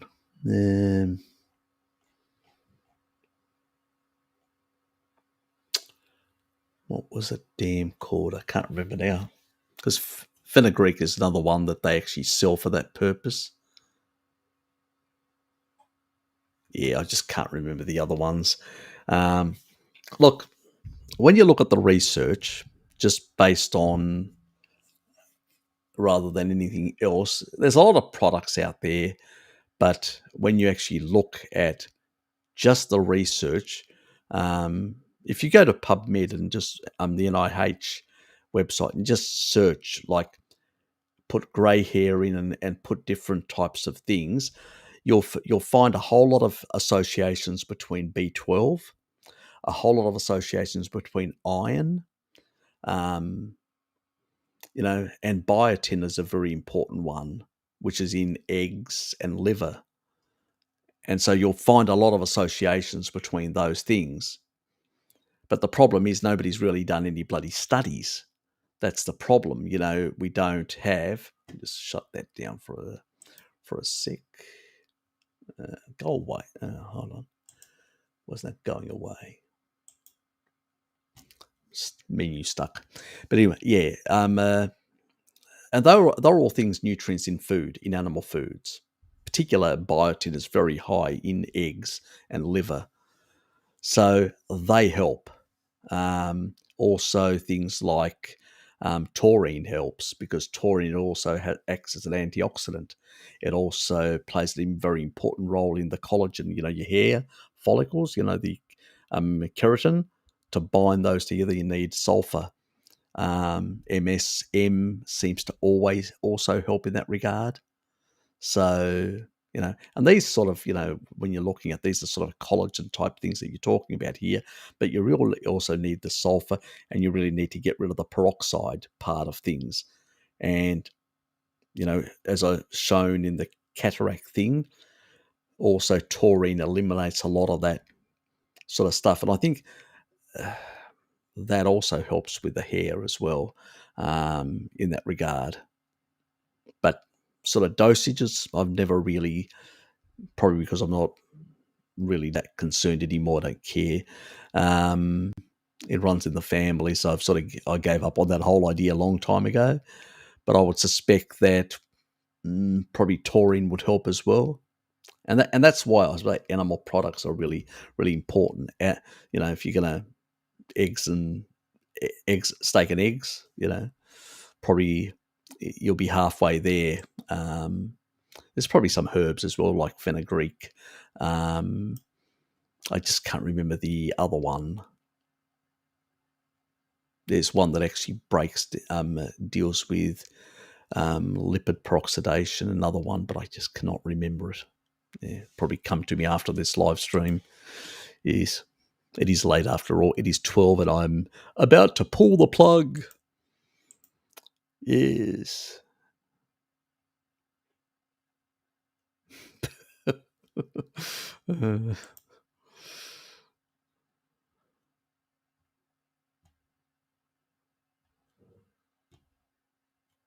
Nah, there's no way you can overdose on MK4. They've tried it massive because remember they did the studies. The only studies that have been done on K2, the big ones. We're not talking about the supplement companies. They do all K7, but the actual government ones that were done in Japan and done in Rotterdam in the Netherlands, the K2 studies, they were all MK4, all of them. And the supplement companies, they always do these ones and they go, oh, look at how supplement stays in the bloodstream. The MK4 doesn't. Well, it's not supposed to. You don't want vitamin D staying. Free vitamin D is 3%, and that goes to all the tissue. It doesn't stay in the bloodstream. It gets stored. It's not supposed to. It's supposed to go and get in 25OH, stored, and when it's needed, it gets sent to the to be converted to 125 OHD. This sort of nonsense. That's the problem when things stay in there. They can become pro-oxidants. You don't want too much stuff in the bloodstream. It's not a good thing. So this is the sort of bullshit, but I don't want to be, hunted down by the actual supplement companies of MK7, the NATO mafia.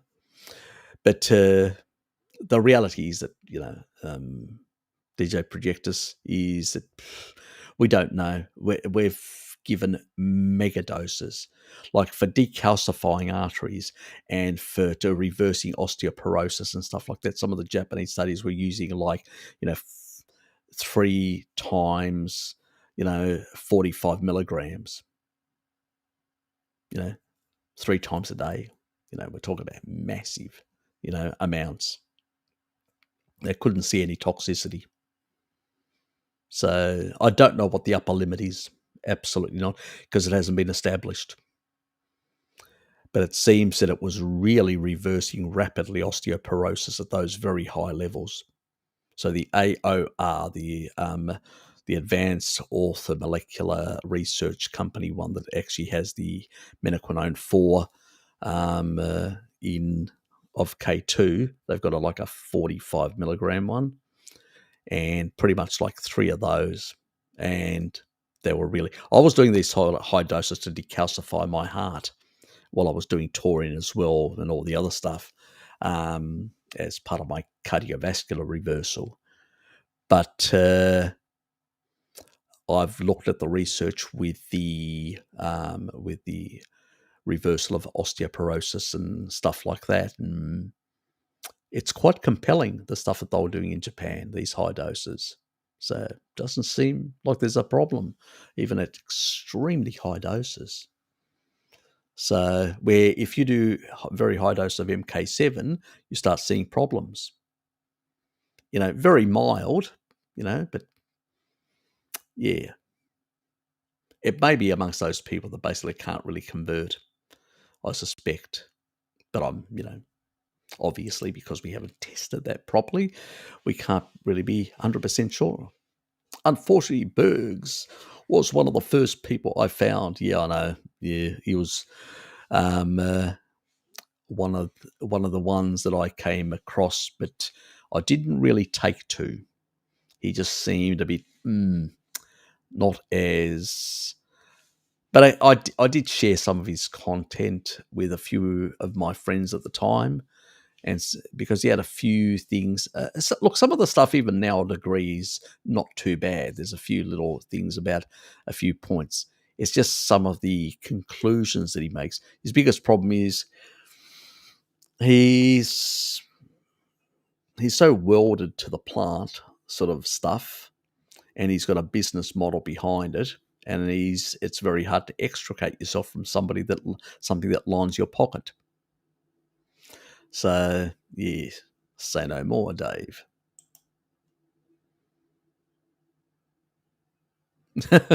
Nice, just ate some brie. I just scoffed down some brie. Just gonna ask you. Hope that was plant based. Couldn't help myself. It must have been a fake brie. God. Like, but I would not be surprised by that. Those vagunarized cockwombles. They probably will come up with some sort of, Frankenstein fake, brie. Give them some time and they'll do it. Yes, yes. What did he say? Would gut bacteria go to MK or transform? No. They go to MK4. That is the animal form, and that is the bacterial form the bacteria use. The other one is a plant-based one that can be converted to differing degrees amongst people. Farmers Gouda style cheese, only from raw milk and much, much yummier. I actually like Gouda. I have to say I do like Gouda. I get in actual Australia, I do get a Dutch Gouda. There is an Australian one here, but I don't really like it. But the Dutch one is really nice. My brie is French. Yes, s'il vous plaît. Yes, it is French. and my brie is Dutch, and I know that both of those parts of the world, it's grass fed and grass finished. They come from really good areas, and I do get some quite a few raw things as well, both from France and Italy. So yes, so I'm not into the general supermarket cheeses, to be honest. I don't waste my time. There's a couple there that I do get, a couple of others, but primarily most of mine are different. But even the ones that I buy at the supermarket, even those one's a Norwegian one, and the other ones are basically, I think, Denmark. Yeah, so they're still from pretty good sourced stuff.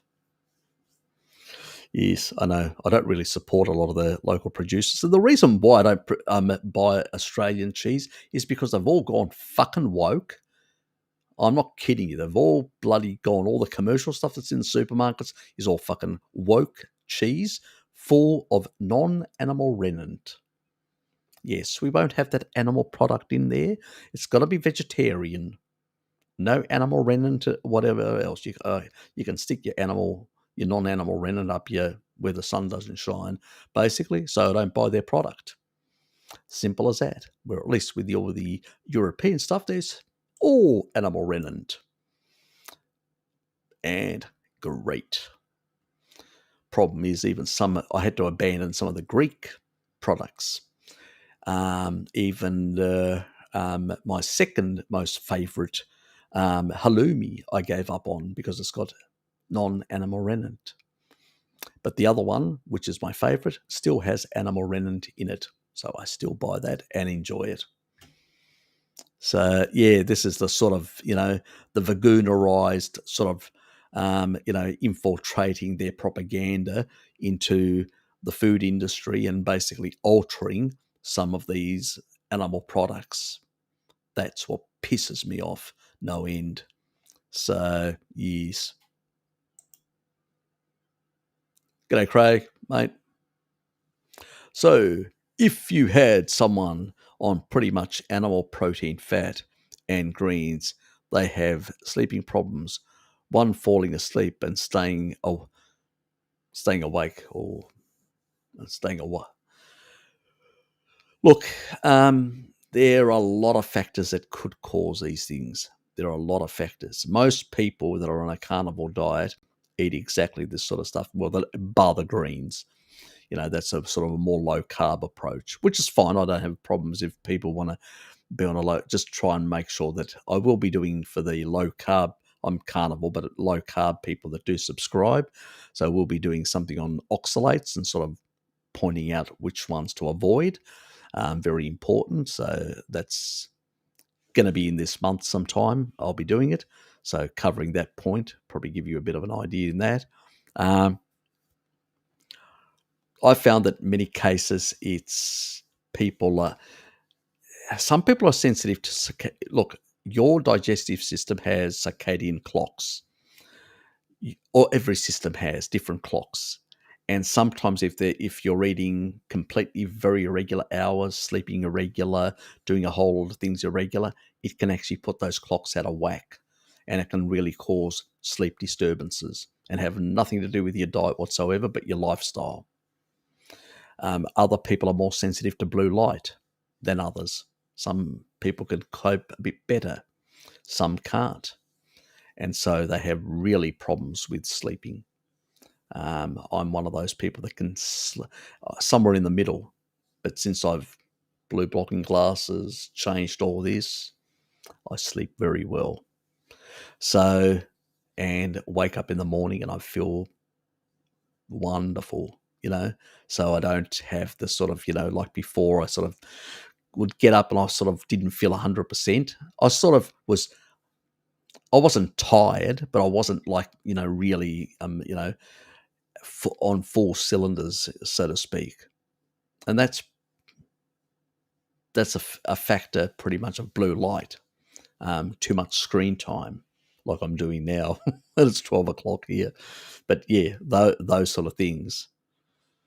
So it can be a number of things beyond the diet. A lot of people have sleep disturbances for a whole lot of rough groups. Stresses can cause it, like family related issues, subconscious things that haven't been resolved. There's a lot of things that can actually cause some of these anxieties. The carnivore diet tends to actually improve all that. You may have some susceptibility to certain greens. Some of those greens could be basically causing some issues as well.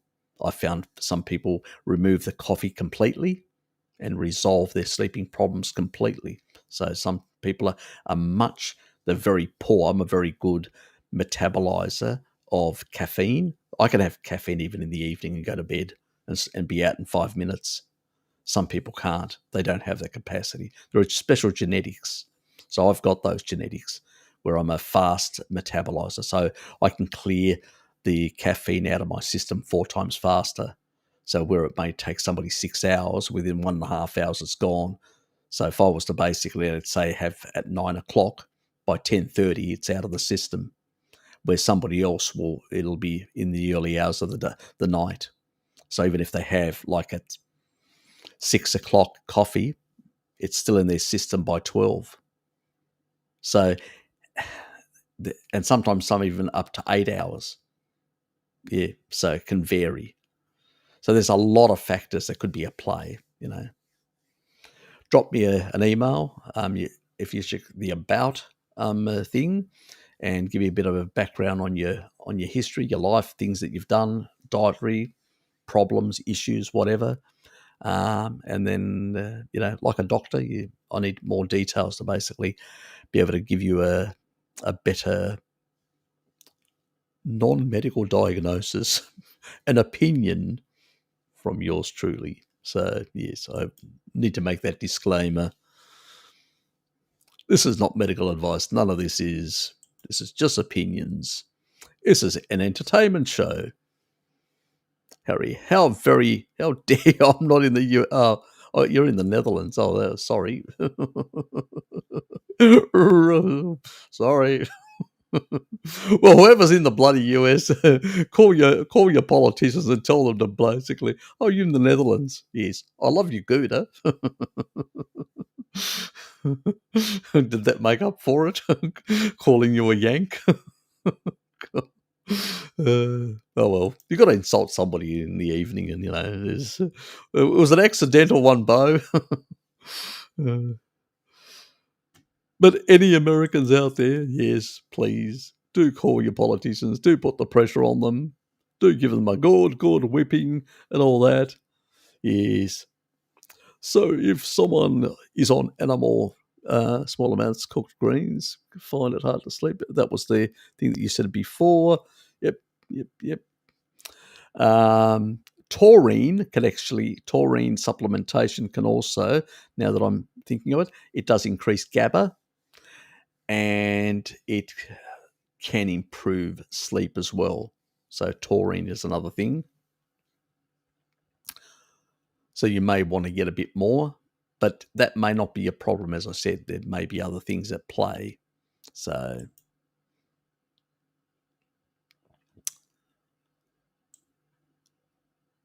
Necro Kitty, you just woke up. You had a late night last night. Thank you. I appreciate it. Yes. Got there in the end. Got there. Yes. Strong effort, but yes.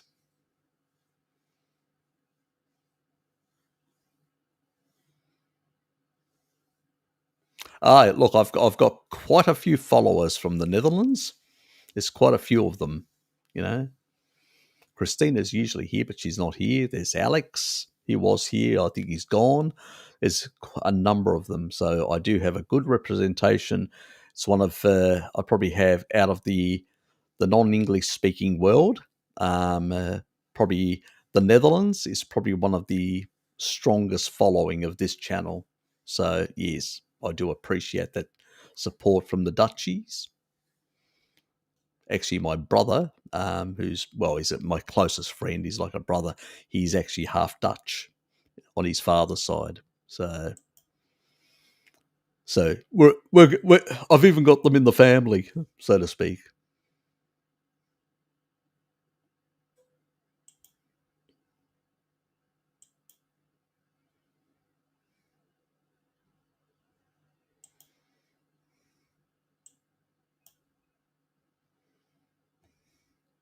But I think Bo will forgive me for my slip up.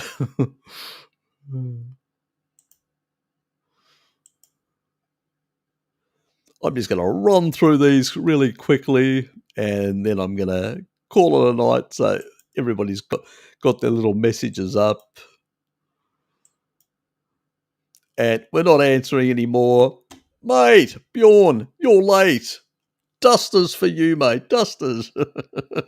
Massive protest in France this weekend. Over 200,000 people protesting against Macron's vaccination passports. Viva la France! Yes, sounds great. Yes. It's about time.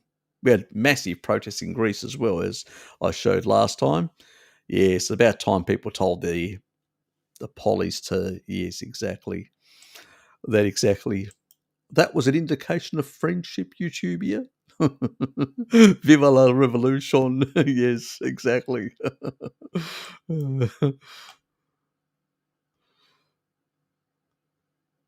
Oops. Harut, good to see you, mate. Thanks. Appreciate it.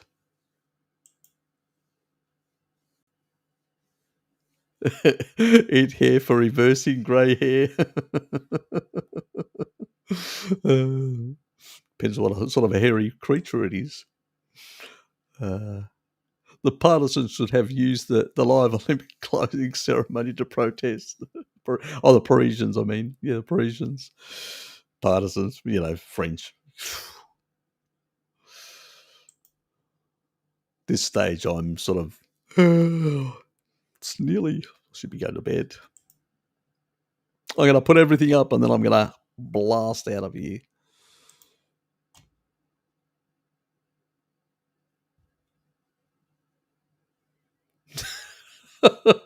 You're not a gorilla, that's the problem. Neither am I.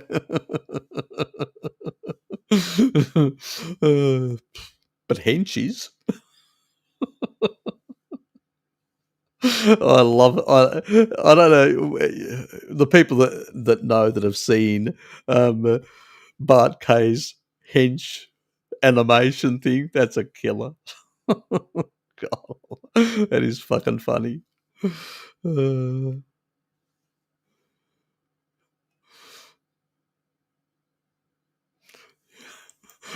bit.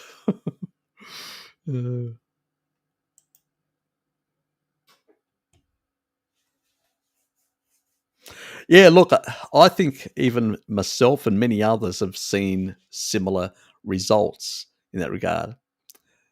I haven't seen massive reductions in greyness for myself, but I have seen a lot of actually like more hair growth, more thicker hair, and all that. So I'll take whatever, in a sense, So I mean, a mate of mine actually sits there plucking the little grey hairs out, and I'm going, oh God! He even used to get his daughter to do it.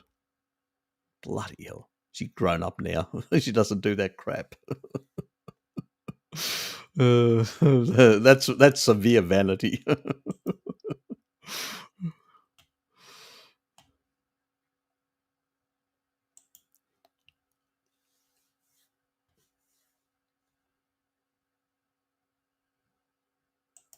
Yes, yes, a lot of people have noticed that. It depends. It varies between people, how long it takes and all that. I'm still investigating some of that sort of stuff myself.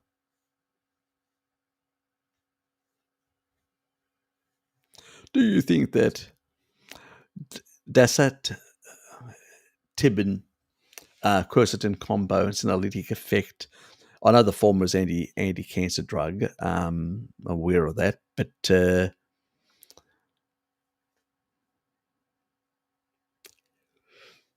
look, Quercetin, I remember when I did the study when I showed the study on the senolytics, it's not too bad. It's got some, but it's not massive. It's not something like it's massive. Fisetin is definitely way superior than all of them, but fisetin has a problem of bioabsorbability. Availability is fine if you've actually fixed the absorbability side. The best way is to combine it with something very fatty. I combine it with cream when I take it, so I sort of mix it and make sure that sometimes if I just take the capsules and I drink them down, I'll just guzzle down a bit of cream, just to basically combine it with the cream in the stomach and all that, and it seems to.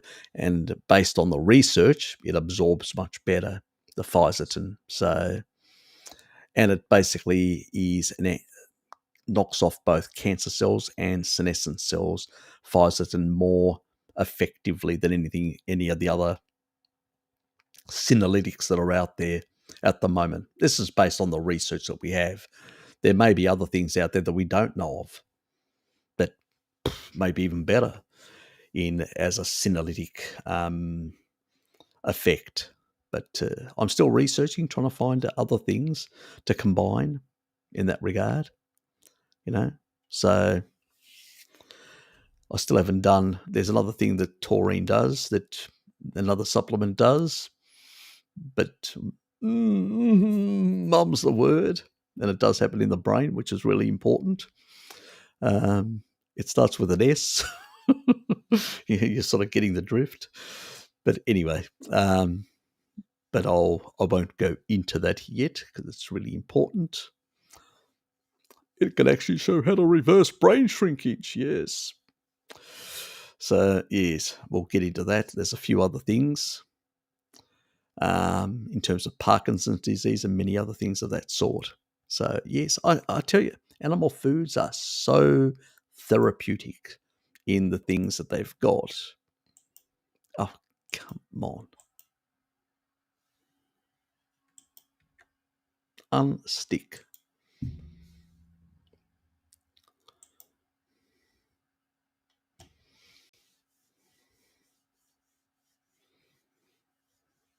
I'm having to cut my hair way too often, you know. This diet is a scam. Hey, it's been designed by basically hairdressers and and barbers. you know, I, I, I should actually say to my barber, I should say to him, you should be selling meat and then giving them haircuts as well. Yeah, look, since I've been consuming more meats, I can say my hair's become thicker. The alopecia issues and all that went away, all that sort of stuff. A lot of things have improved myself, and my hair's become a hell of a lot thicker and all that. So, and it keeps on fucking growing. As you guys know, you constantly see me having to get a haircut, and then it just grows like mad again. So, yeah, that's sort of, I'm spending more money on haircuts as well than what I used to. So, yeah, there is an advantage, but disadvantage is you gotta visit a barber or a hairdresser far more often. That's the downside. More money goes out of your pocket in that regard. But you know what? It's better to have more thicker, lusher hair anyway. So I was lucky to be born with a full head of hair, and will probably die with it.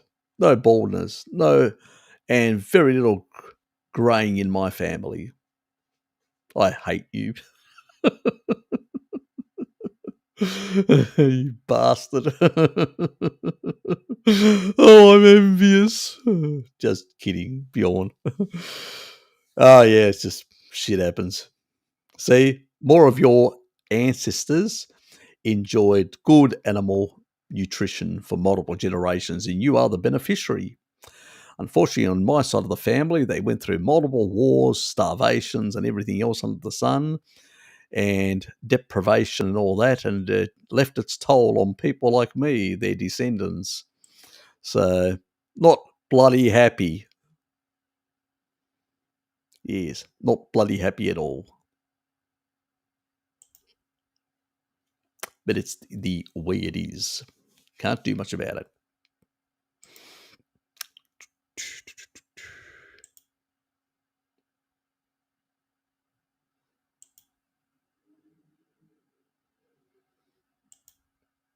It's a mad rush to the end.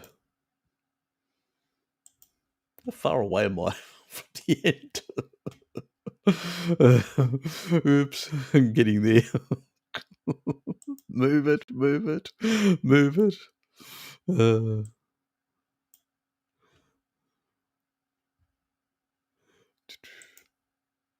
Alex is back.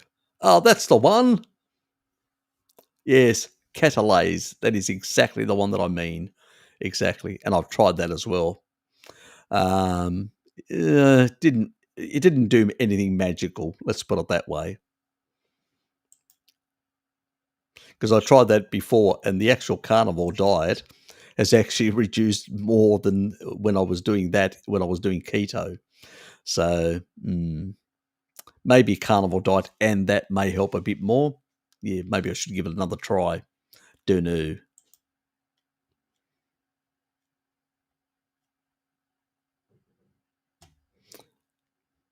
You can actually get one that is in an enteric thing. You have to get it in an enteric capsule. They do have them that basically gets past the stomach acid.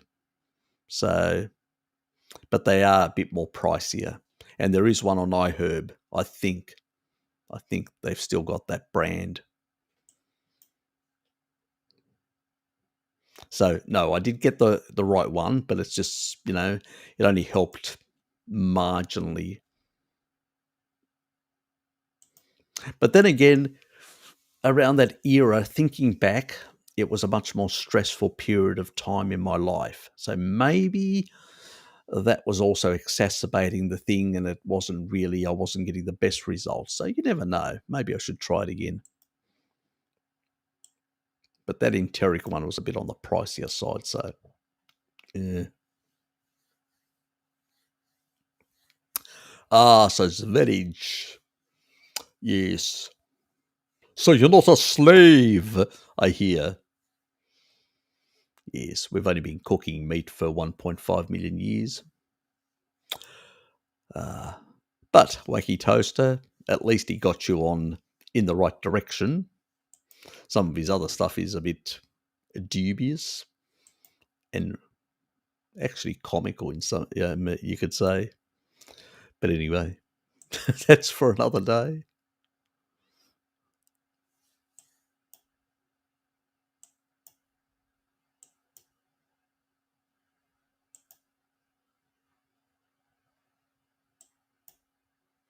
Yeah, see, DJ Projectus, he's probably gone already now, so because that's how slow I am getting through my stream. Mate, completely agree with you on that one. Yes, cheesy, but yes, very spot on.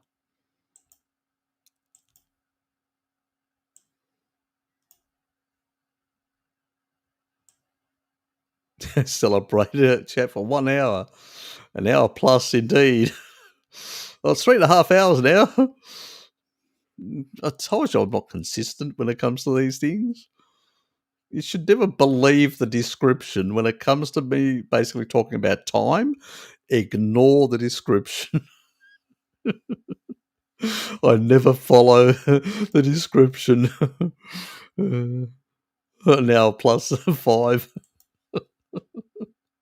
Oh, well, it's a bit inaccurate, a bit inaccuracy there, a very minor inaccuracy, you know,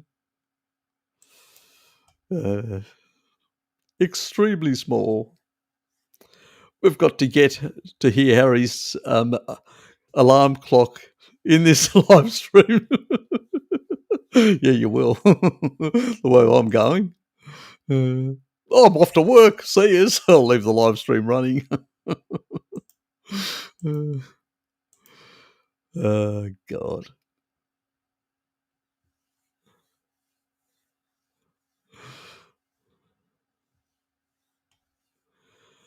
Uh, Going down to the pub. Yes.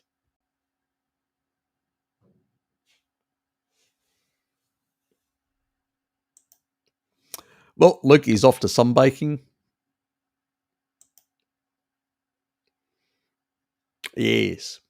He hasn't told us whether he goes. We know that Zombie sort of does do the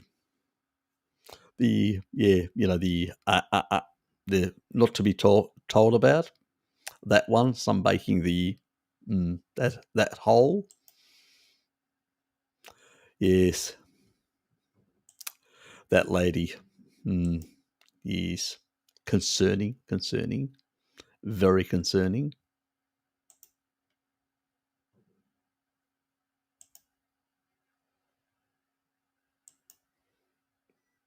Even Tom's here. G'day, Tom. You made it.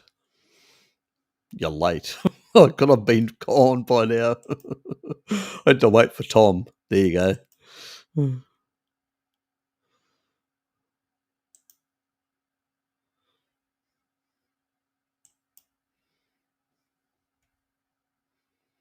Well, hump company. Was it the hump thing that you talked about earlier? Yeah, well, one loves a bit of a hump.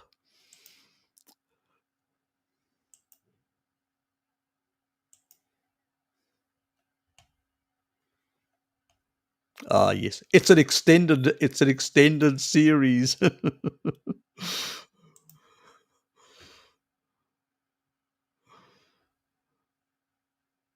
Getting there, nearly there, nearly at the bottom.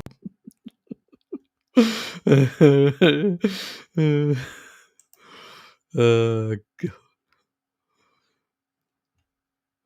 no, you're not going to get me on that one. You have a snip for high levels. We'll take that.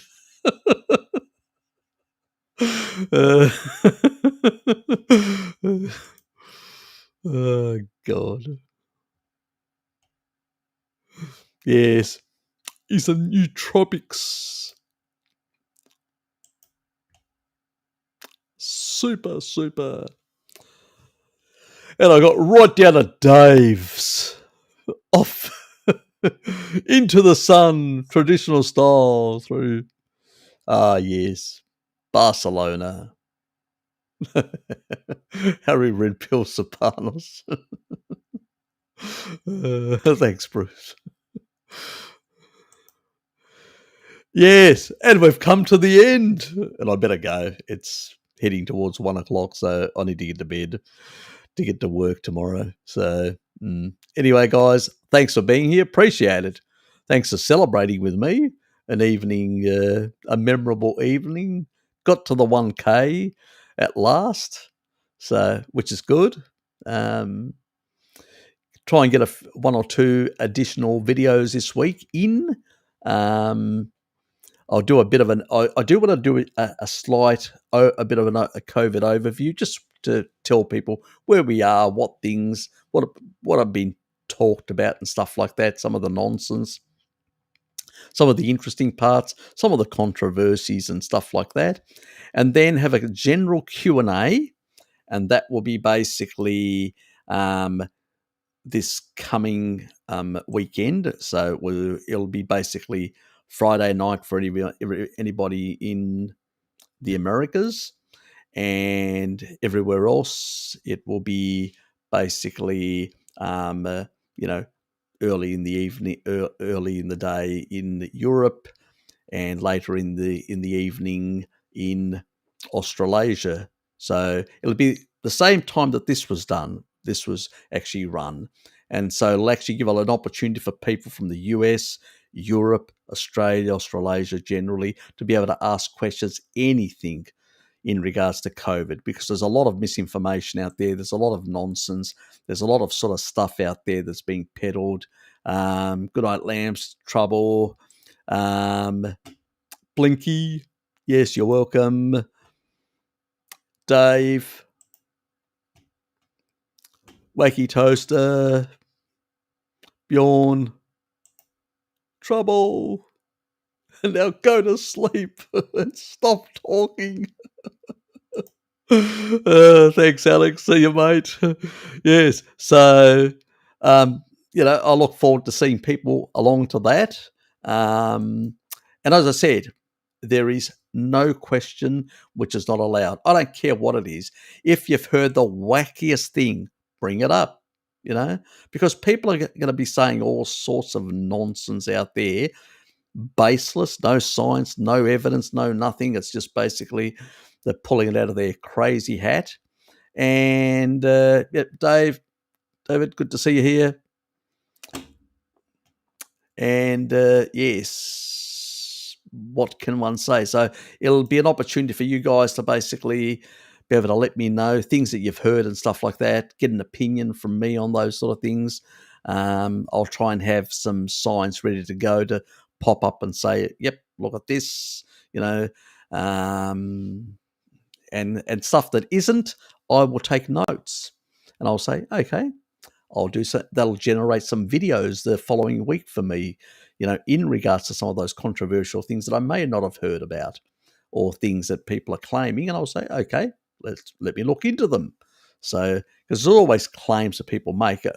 What I find is usually that the baseless in most cases, but you still need to have the supporting evidence to argue against those things in that regard. You just can't dismiss them just like that. I don't like dismissing things just like that,